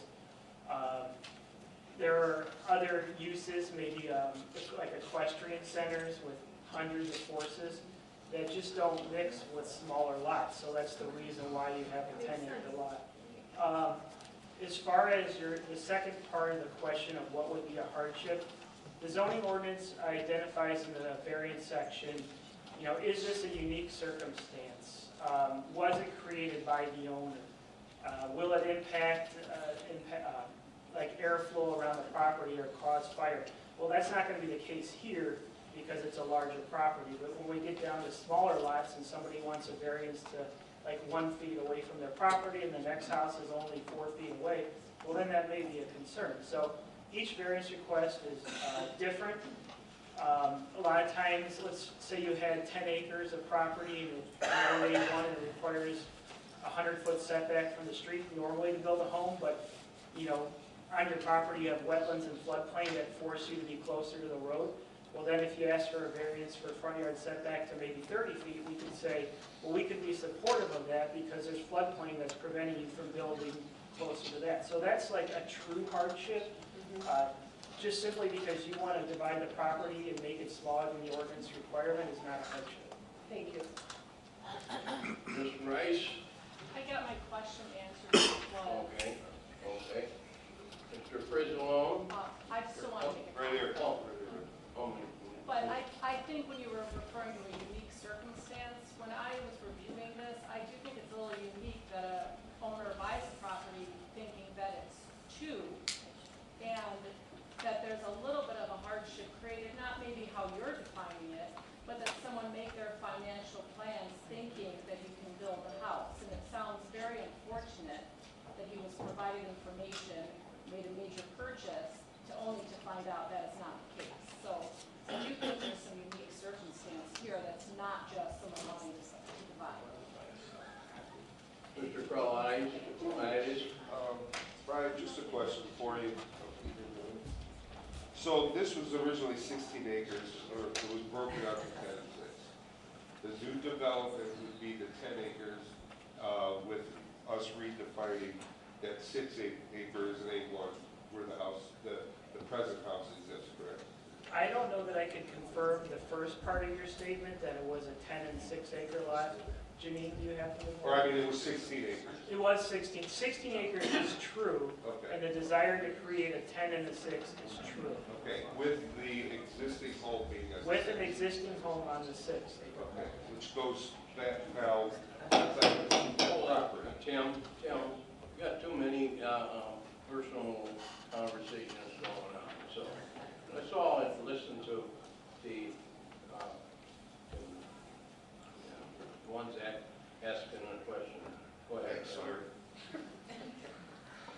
So when they divided the 16 acre up, they could have broken it up to where the 10 acres where actually the house will exist, and then the 6 acre would be the request for the A1, which is similar in size to some of the 5 acre A1s in the area, correct? Well, it's certainly possible. It's their desire to divide it how they want to divide it. So I think maybe the approach was that, hey, I'll have at least one property that's compliant, and I'll seek the variance on the other. Yeah, back to Mr. Muse's statement, I think as they're breaking this up and you're sitting on a 6 acre and a 10 acre available again, what's to say that they can break the 2 10s to a 5 that exists with the existing 5 acre A1s in the surrounding area are? For that reason, I would need that. Thank you. Now, Mr. Frisbee. Yeah, I'm not a real estate lawyer, but I know we have a few in the house.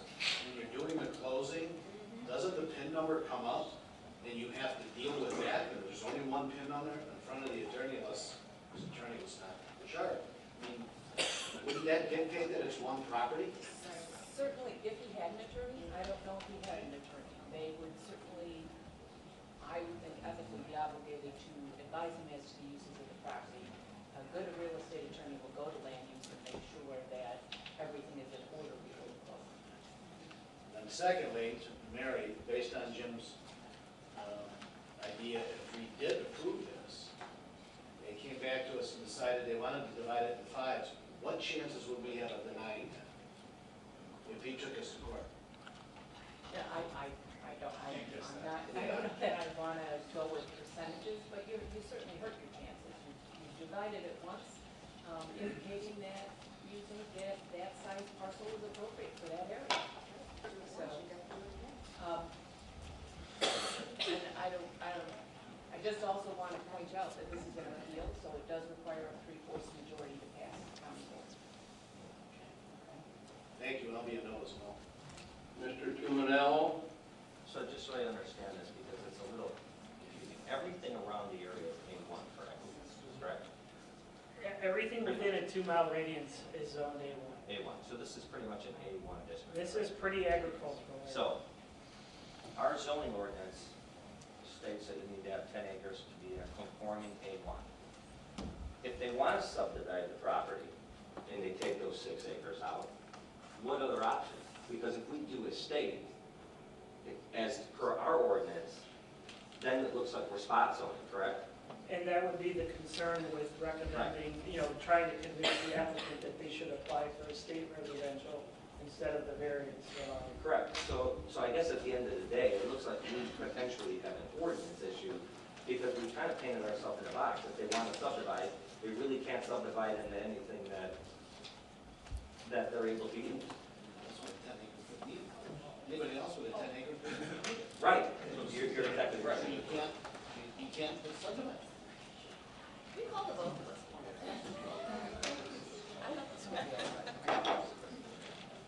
Okay, any, Mr. Weigel? The petitioner is here. I think he'd like to say something also. Would you bring him up to the podium?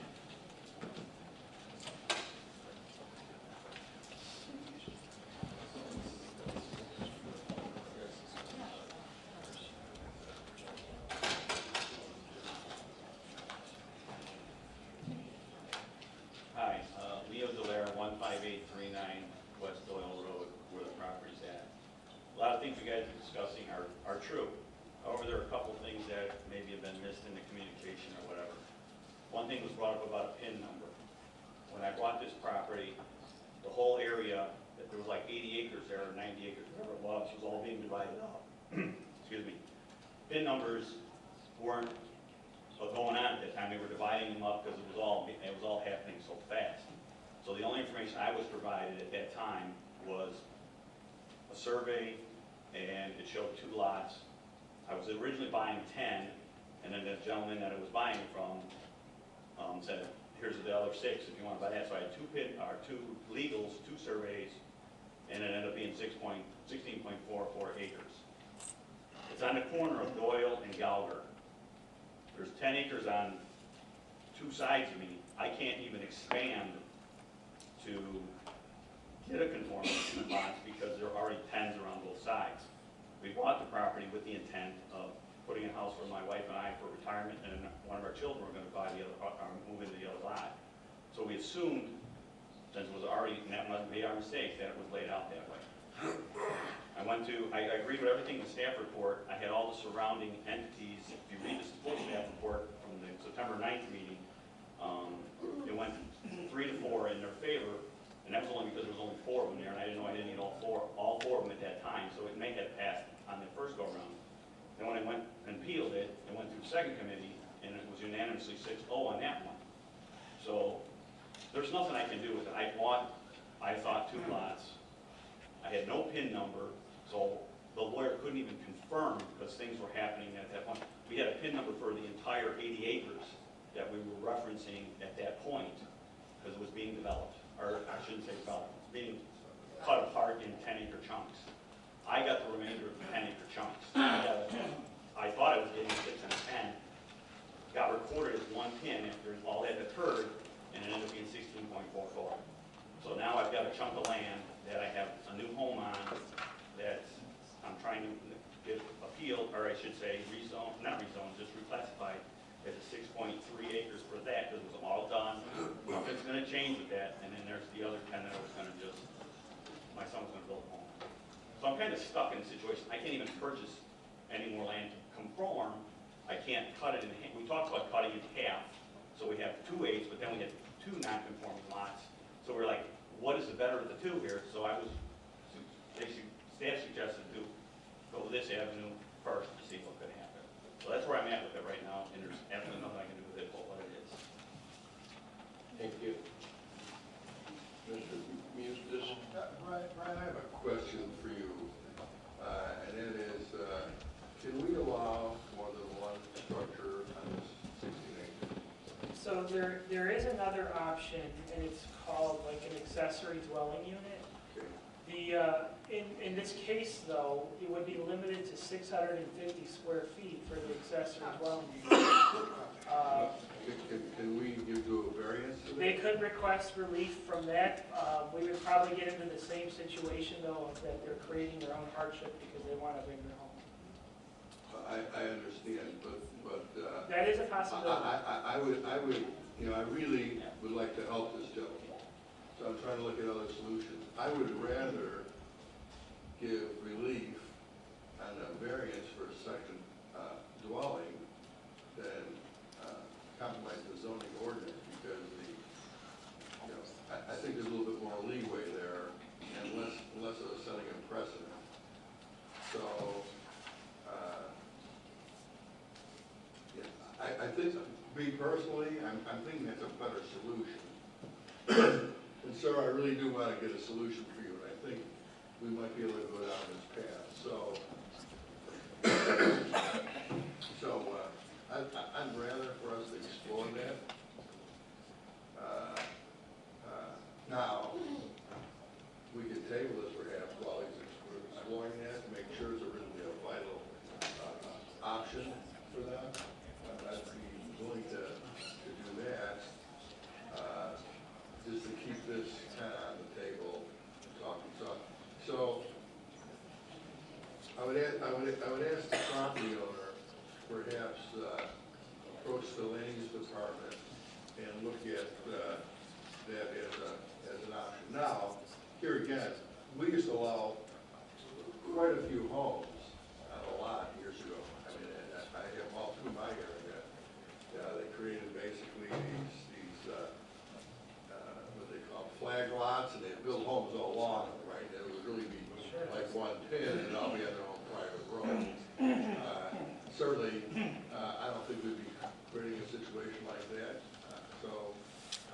I'm just throwing it out there. I think it's potentially a better option, at least another option, and a better option for the board to consider. Mr. Mayor? One thing that kind of concerns me though, just letting this go, is that was there a single pin on 80 acres that all of a sudden started getting chopped up really quick? Nobody knew what was going on, and in good faith, this gentleman saw two parcels that, when they finally got to our recorder, got recorded as one. And that can happen. So here's what happens in that scenario. Somebody's selling an 80-acre. They've divided legally parcel, legal descriptions. They haven't been created yet. So you have an 80-acre pin. You sell off portions of the property. Well, if they're 10 acres, those are going to get recorded and a lot's going to be created. It's not going to be a problem. What's going to happen is when they go to create the 6-acre lot, they're not going to let it happen because the form is going to be sent to our office from the supervisor of assessments asking us if this division is legal, and we'll return it and say, no, it's not legal. And when does that happen? Before or after the sale? That's already happened after the sale. So it's after the fact that this guy, you know, maybe he knew the ordinance, maybe he didn't. Again, buyer beware, understood. And just one more question. So all this, there's a number of other properties around here that are 5 and above. At what point is anything able to be changed? Or are we talking about these properties in perpetuity will remain like this forever? Well, some of those properties were created at a time before the current procedures and policies of the zoning code and other county procedures for division of property were in place. So those properties are if they're before July 20th, 1978, they're going to get a pass. And let me because clarify something. non-conforming. I understand that. I'm talking about this whole area here. Is there any chance at any point that these would be changed into something else? I mean, could they ever be a subdivision? Well, could they certainly. Ever be, you know? So at some point, somebody's going to come back and say, we'd like to sell these 2 properties and these 10, we want to make a subdivision. And we're going to take a look at this, and whoever is sitting there at that time, we're going to go, yeah, maybe. That certainly could happen. That's probably years down the road. This property is like 4 miles outside of Manhattan. So what I'm hearing is we've already used this rule of thumb to give other people the granted to be able to do property splitting like this after we've already done this, and some of it's not even come before our board. It's happened at the land committees and other committees. Didn't even make it up here. So the precedent really has already been set.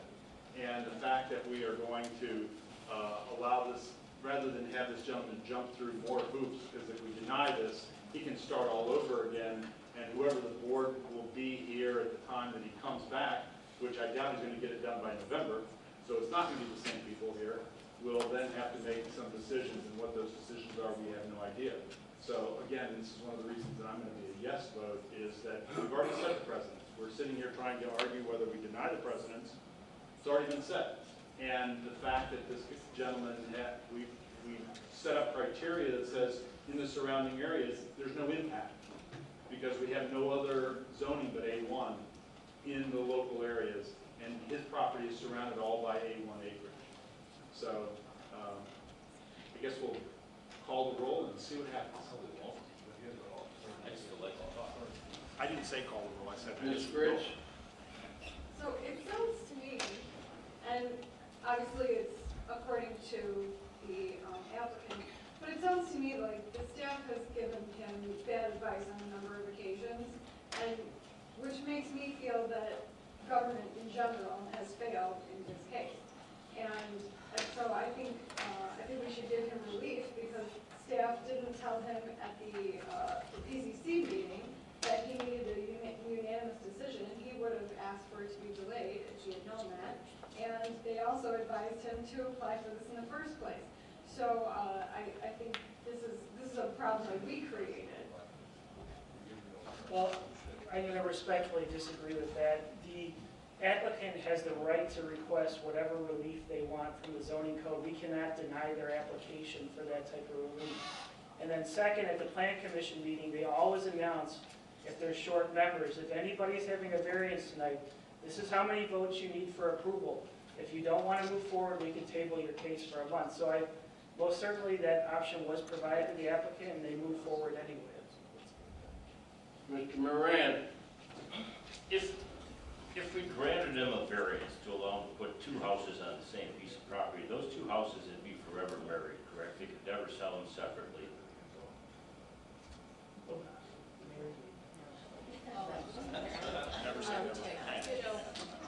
Mary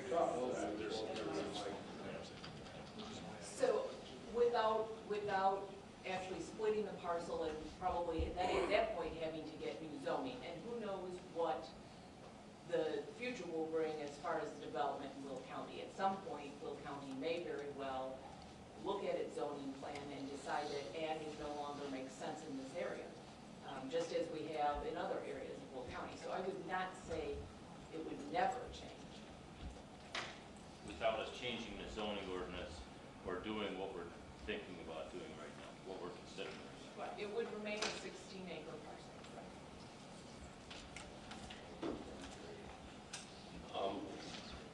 Ms. Militello? Okay, to make this man go back through more hoops, it's gonna cost more money, correct? The other application. Yes, the other application costs more money, so we're again putting him under another hardship, making him spend more money than the money he's already had to pay for. So, I'm in favor of, I'm a yes vote. I would like to see us move forward, and this is my district. And I do agree with the gentleman. Thank you. Mr. Mustis? This is the last time, I promise. I just want the board to understand the processes that go on in counties. Anyone has the right to buy something and record it. We cannot stop that. There is no legal process. You just file it and you put it with the record and record it. That's all you have to do. But there, I believe, are advised, this does not mean you'll get any zoning. You are not guaranteed the zoning just because you divide something. If you zoned it into something that's non-conforming, it's non-conforming. You should have known it was non-conforming. So, make it clear, I want to make it clear that anybody can divide a piece of property. But the purchaser should understand, there's no promise or any underlying zoning necessarily that goes with that, except what's within the ordinance. So, when you talk about, there's this hardship created because because there was a division that was recorded, doesn't mean you get the zoning. The only zoning you have is what the zoning that's there when you subdivide. He's not asking to change that. But he's asking to create something that's non-conforming to the zoning. That's correct. So, I realize this board, we don't get the variances, and there may be, you can say there's variances that are granted done at the planning and zoning level, and you can say that setting a precedent. I'm not sure that's the case. It's this board that I think would set the precedent for zoning, but like I said, we can take it to a vote. I was trying to provide alternative for the property owner, but if you want to take it to a vote, I'll be a no, and be more than happy to be supportive of looking at a variance for a different size structure on the property. Thank you. Ms. Dollinger? So I just have a question. How long ago did he purchase the property in the 16 acres? If I recall, I don't have the report in front of me, but I think it's been a couple of years. 2013. No, I can tell you. 2004. 2004. So then when did it change that we can only, we were 10 acres? It's been since July 20th, 1978. Okay. We have a motion by Mr. Weigel second by Mr. Winfrey. I need to make an amendment. The resolution that we had in the packet has the wrong language. There was one put on your desk that was revised by the state's attorney. So I make a motion to approve the amended language that's in our resolution. So you move to amend this motion with an amendment. For the languages on our resolution. Second. Second by, who yelled? Jack? Trenier. Mr. Trainier. Everybody understand the amendment? Madam Clerk, call the roll for a minute. Okay, sure. Mayor? Yes. Brooks? Just for the amendment? Yes. Okay, yes. O'Gara? Yes. Summers? Yes. Moran? Yes. Rice? Yes. Harris? Yes. Trainier? Yes. Benefield? Yes. Fritz? Yes. Gould? Yes. Militello? Yes. Balich? Yes. Frisland? Yes. Winfrey? Yes. Parker? Yes. Staley Ferry? Yes. Dollinger? Yes. Markham? Yes. Hart? Yes. Tomanello? Yes. Weigel? Yes. Barry? Yes. Paredes? Yes. And Eustace. Yes. Thank you. 25 affirmative. 25, so motion has been amended. Make a motion to approve as amended. Moved by Mr. Weigel, second by Mr. Moran. Madam Clerk, call the roll. Sure. Mayor? Yes. Brooks? Yes. O'Gara? Yes. Summers? Yes. Moran? Yes. Rice? Yes.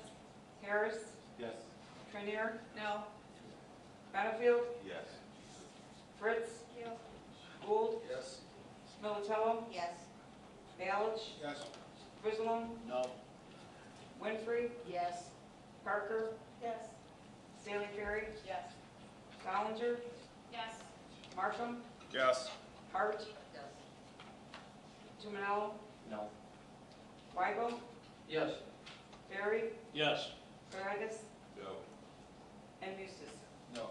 Thank you.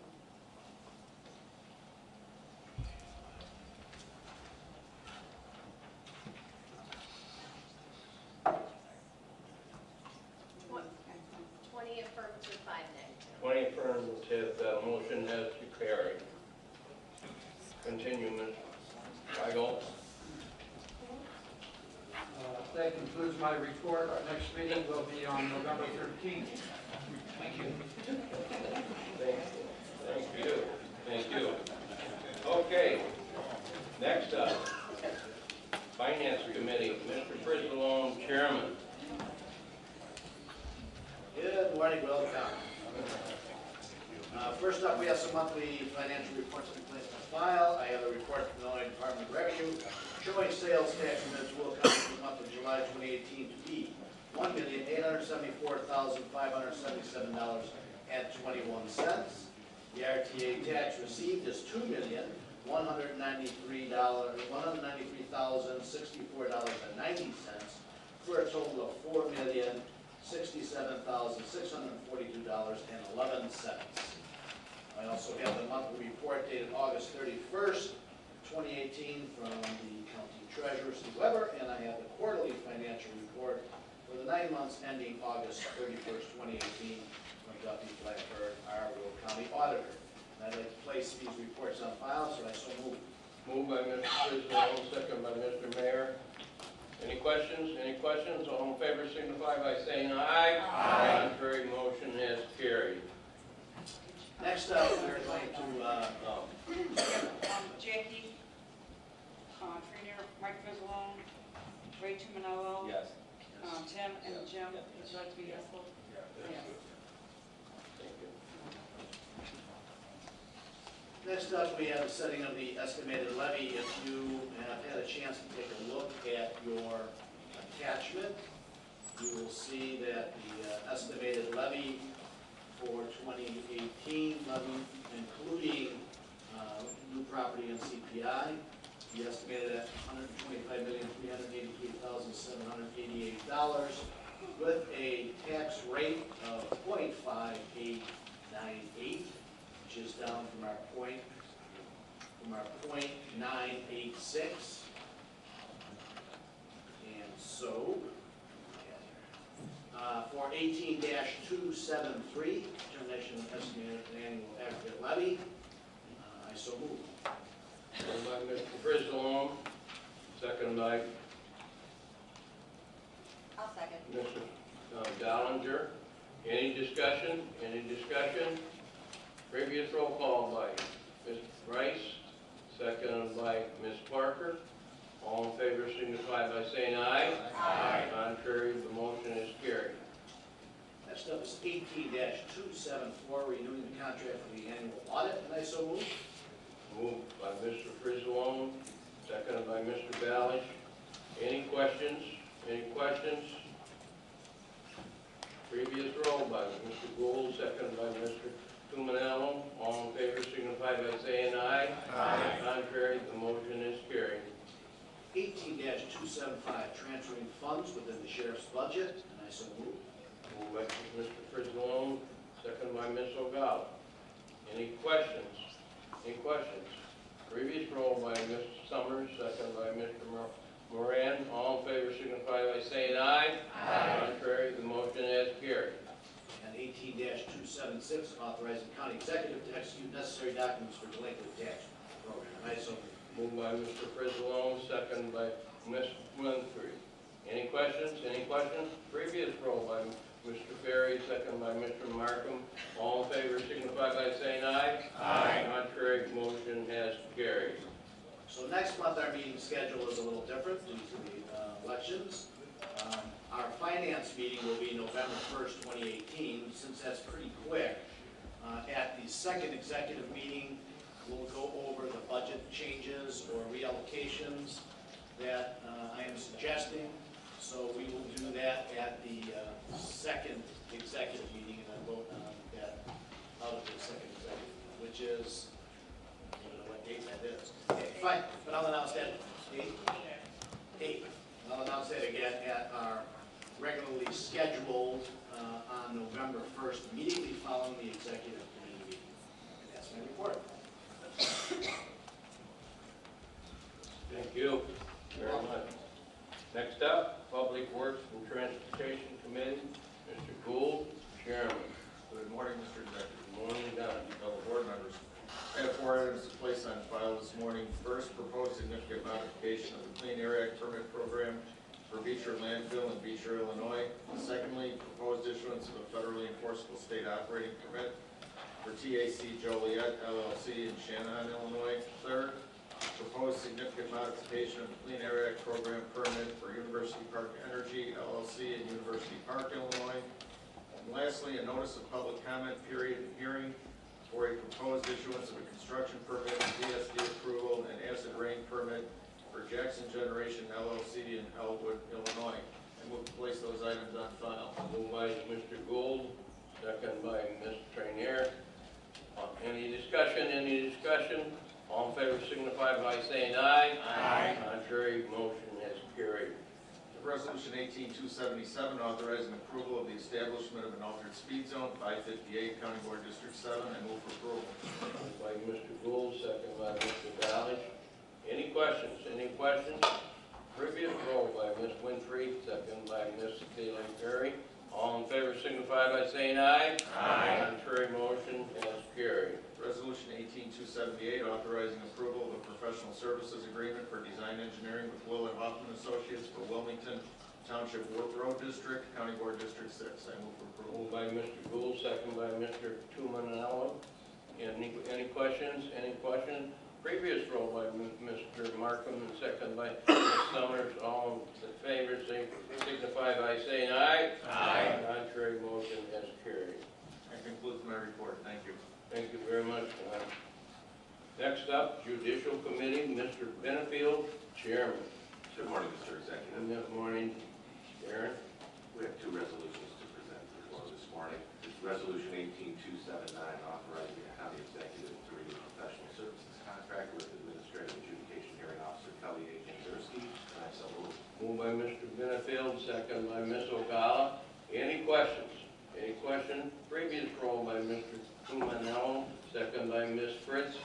All in favor signify by saying aye. Aye. Contrary, motion has carried. Thank you. And the second resolution this morning is 18280, authorizing the county executive to renew professional services contract with Administrative Adjudication Hearing Officer Michael F. Carroll, and I so move.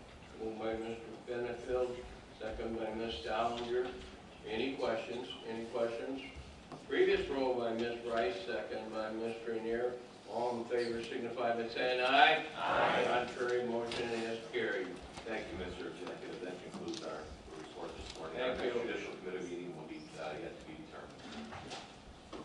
Thank you, Darren. Next up, Public Health and Safety Committee, Ms. Ogala, chairperson. Good morning, Mr. Walsh. Good morning, Judy. I have one report to place on file today. It is the Will County Coroner's 2017 Annual Statistical Report.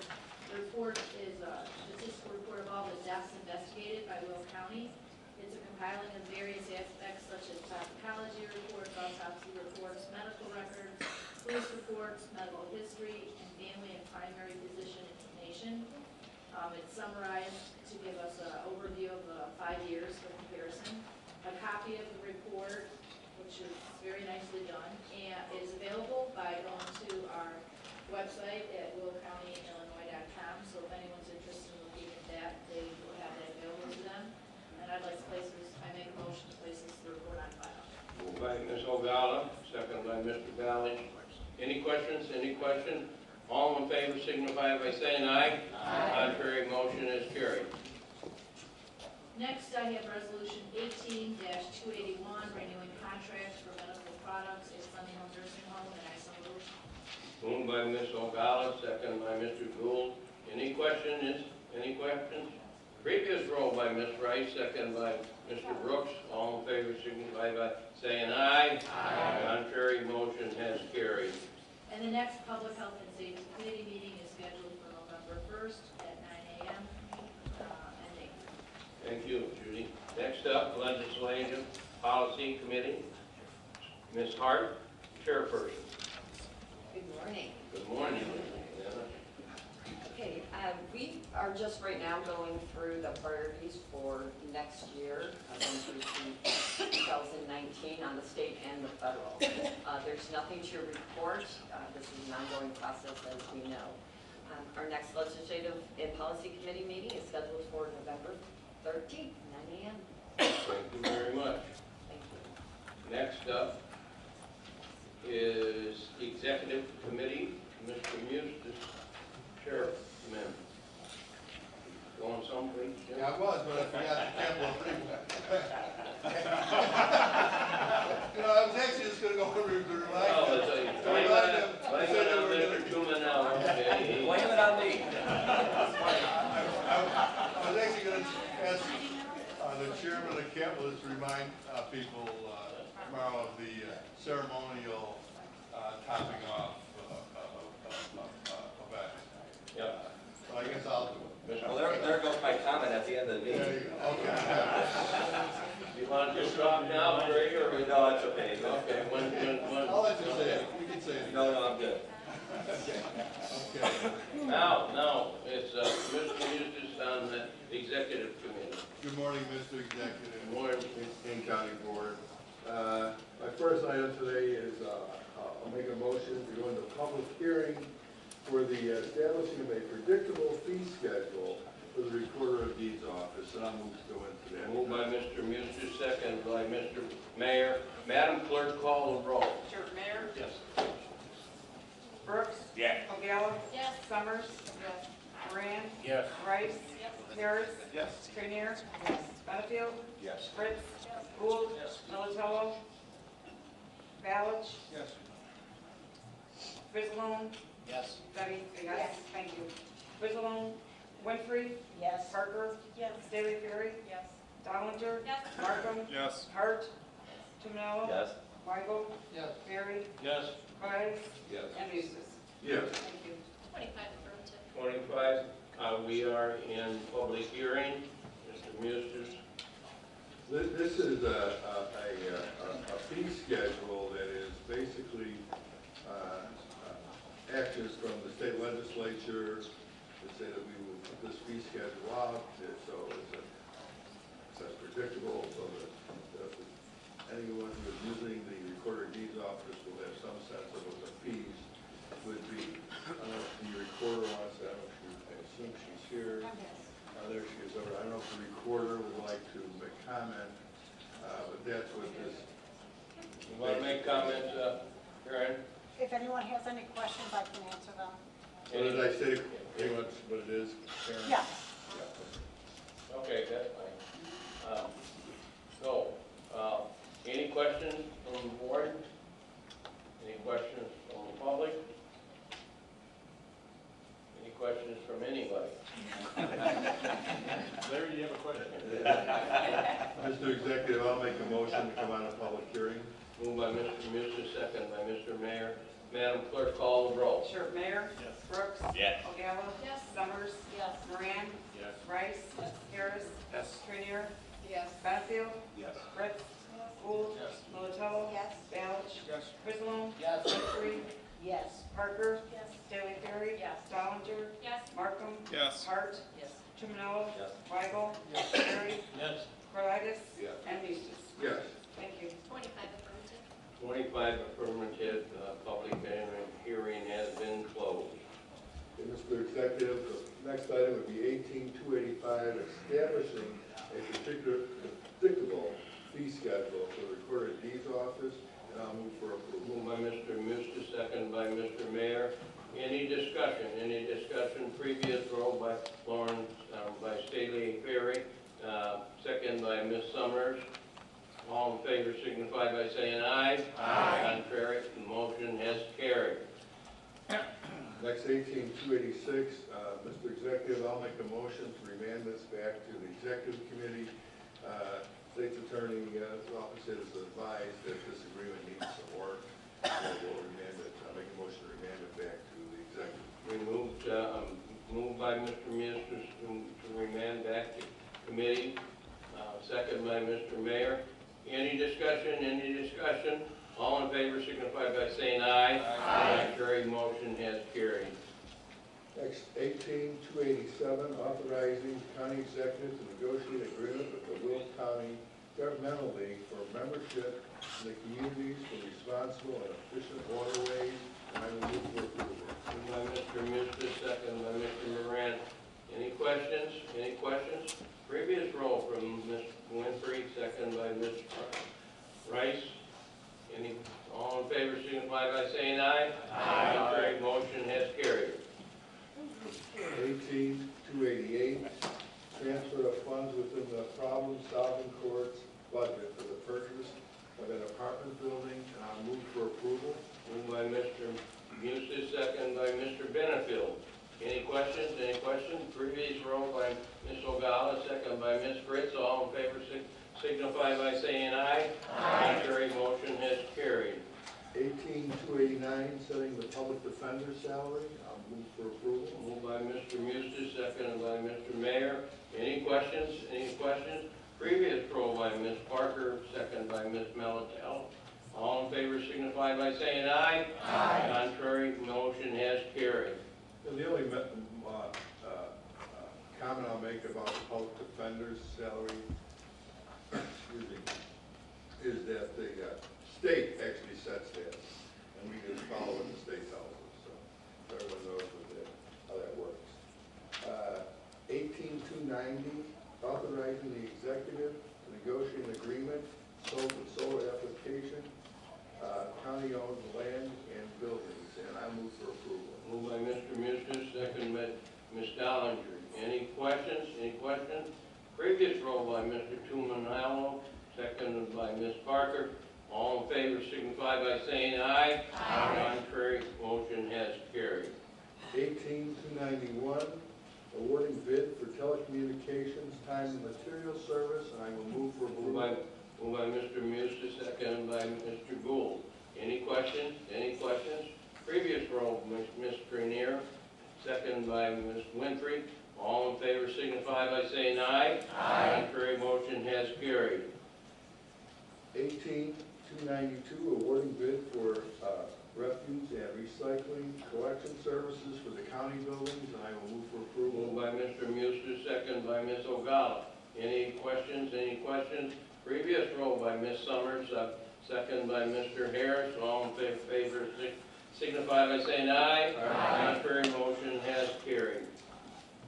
18293, renewing contract for security guard services at adult probation workforce services at Sunny Hill Nursing Home, and I'll move for approval. Moved by Mr. Mustis, second by Ms. Dollinger. Any questions, any questions? Previous roll by Mr. Brooks, second by Ms. Winfrey. All in favor signify by saying aye. Aye. Contrary motion has carried. 18294, renewing contract for janitorial cleaning services for various Will County office buildings, and I will move for approval. Moved by Mr. Mustis, second by Mr. Valley. Any questions, any questions? Previous roll by Mr. Markham, second by Mr. Harris. All in favor signify by saying aye. Contrary motion is carried. 18295, renewing contract for janitorial cleaning services for public safety complex, and I will move for approval. Moved by Mr. Mustis, second by Mr. Gould. Any questions, any questions? Previous roll by Mr. Valley, second by Ms. Dollinger. All in favor signify by saying aye. Aye. Contrary motion is carried. Renewing contract for elevator maintenance for various Will County office buildings, I'll move for approval. Moved by Mr. Mustis, second by Mr. Moran. Any questions, any questions? Previous roll by Ms. Summers, second by Ms. Rice. All in favor signify by saying aye. Aye. Contrary motion is carried. 18297, authorizing an IGA with Bloomington for the access to the countywide radio system, and I will move for approval. Moved by Mr. Mustis, second by Mr. Gould. Any questions, any questions?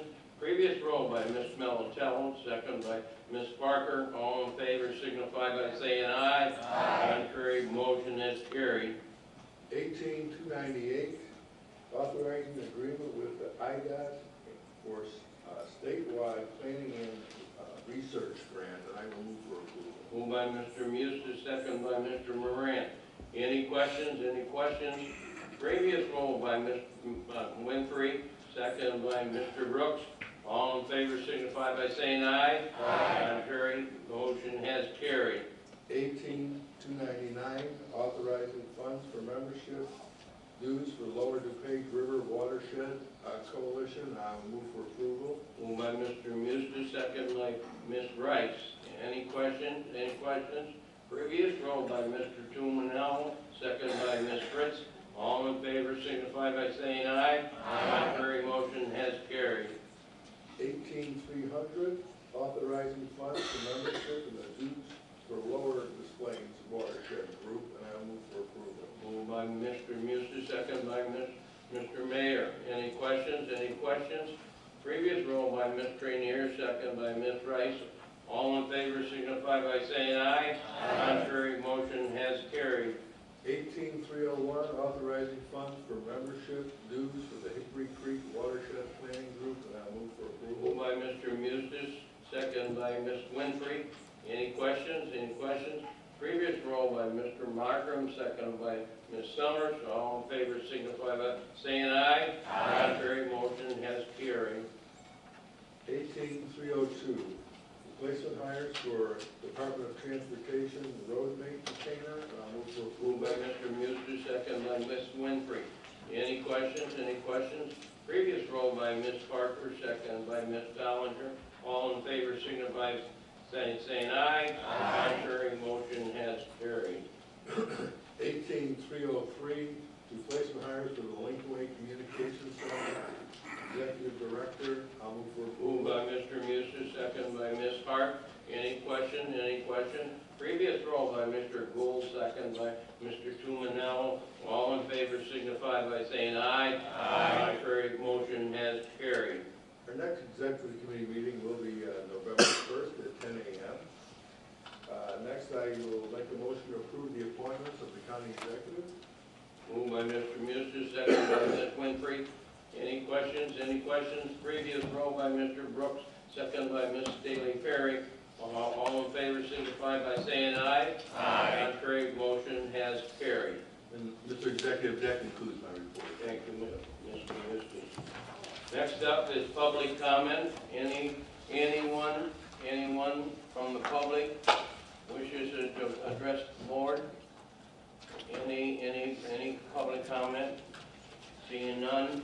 Next, comments by the county board members. Mr. Gold. Thank you, Mr. Executive. I just wanted to express my condolences to the Kennedy family on the passing of Ruth Kennedy. Ruth, before we were here, a longtime member of the board, very much an advocate for the Forest Preserve District and land preservation. She's survived by 3 sons, and one of her sons is Judge Dan Kennedy. So I just think today it's important that her contributions be remembered. Thank you. Very nice, Don. Thank you. Thank you. Anybody else? Mr. Chairman, you got your light on? Yep. Okay. I'm just going to remind everyone, as Jim so eloquently put it, tomorrow is the topping off party at the courthouse at 9 a.m. I just wanted to let everybody know that you keep dressed. You don't have to wear steel-toe shoes or hard hats. It will not be actually on the actual property. It will be in front by the Joliet City Hall on Joliet Street tomorrow, 9 a.m. Thank you very much. And also, no construction. I just want to say, we're down to pretty much our final meeting before the November elections, and I just wanted to wish all my colleagues that have run out and put their name on the ballot best of luck. And it takes a lot in today's climate to want to even do a position like this or put your name out there. And it's difficult, unless you've been in those shoes, when you're waiting in the anticipation in the final 3 weeks of the building. So I don't envy any of you because I'm not on the ballot this time around. I'm sure I'll be doing that in 2 years. However, good luck to all my colleagues. Thank you. Ms. O'Gala. Yes, I would also like to offer our condolences as a board to our colleague Debbie Militello, as her mom recently passed away. And I just think that I hope everyone will be able to go over and give a little hug after me. Thank you very much, Judy. Very appropriate. Thank you. Anyone else? Moving on, the Majority Leader, Mr. Mayor. Thank you, Mr. Executive, fellow board members. From beekeeping to fast pass lanes. This has been an interesting day and a very long one. I'm going to keep it very short. One of the most important things, though, that we do here as a board is in setting our levy and identifying our rates. We've now, for the 4th year in a row, dropped our rates. And I want to commend this board, and especially our finance committee and all the folks that have worked on this, for being able to find dollars that we can put aside. I mean, there's 9 vacant seats that we've identified. We're going to be able to put that into contingency. So a budget's just not, money is just not budgeted just to use money. That the money is being used for what it's intended for. So you all can be proud of that. And please let people know in your districts that you're being fiscally responsible for everyone here and all the taxpayers in Will County. And with that, we have no Cubs going forward. So I guess we're going to depend on the Bears for excitement in the Blackhawks for the rest of the season. So have a great weekend. Thank you. Next up, our Minority Leader, Mr. Brooks. Good morning, afternoon. Good afternoon. I'll go very quick. Want to congratulate Drug Court, Labor Management Agreement, Debbie Militello. I don't give small hugs on time of bereavement. I give big hugs. I'm sorry to hear about your mom. I believe we've been given a right to vote November 6th. Everybody please exercise that right to vote. On the topping off, we did come up in our caucus. We got an email, everybody, from Reagan Price Tag with a hand-drawn map. And she did use stick people, so, but we do have that information. That was it. Okay, well, thank you all, and God bless you all. Thank you. Next up is our county board speaker, Mr. Mustis. Hello, everyone. Well, I always like to say it. I'd like to start off by saying thank you for all the hard work you've done in the past month and good work. So thank you all, both county board, other elected officials, and certainly the county board staff, which is absolutely the best. Of course, the county executive tell you his staff's the best, but we think our staff's the best. So, well, there's a number of it. First, let me say that I also like to extend my condolences to the Kennedy family. I actually had the privilege of serving with Ruth, I think, for about 6 years. And she was a great advocate for Will County. She was a fighter for the city of Joliet. And Ruth will be missed. And certainly she, I believe, left her mark here in the county. So my condolences. Debbie, also, I did not feel like about the past. So my condolences to you and your family. I think to myself, well, we did, Cline celebrate her 40th anniversary of her retirement, the 40 years of service. I think to myself, when Mr. Trudeau says, thank you all for putting your out there for election. I think, when you serve 40 years as an employee in public service, you're celebrated. 40 years as an elected official, you're a dirty dog. Even though you're still a public servant, So so it's the difference, I guess, I also want to acknowledge, and I thank God, that we had 2 deputies who were shot, and one a little more serious than the other. And I'm so thankful that they're going to be okay. We, especially I think those of us who have served in leadership, include the county executive on this, we get into these, the business part of county government, right? Which includes negotiations, and you go back and forth, it gets a little contentious, and I think you're not supporting them.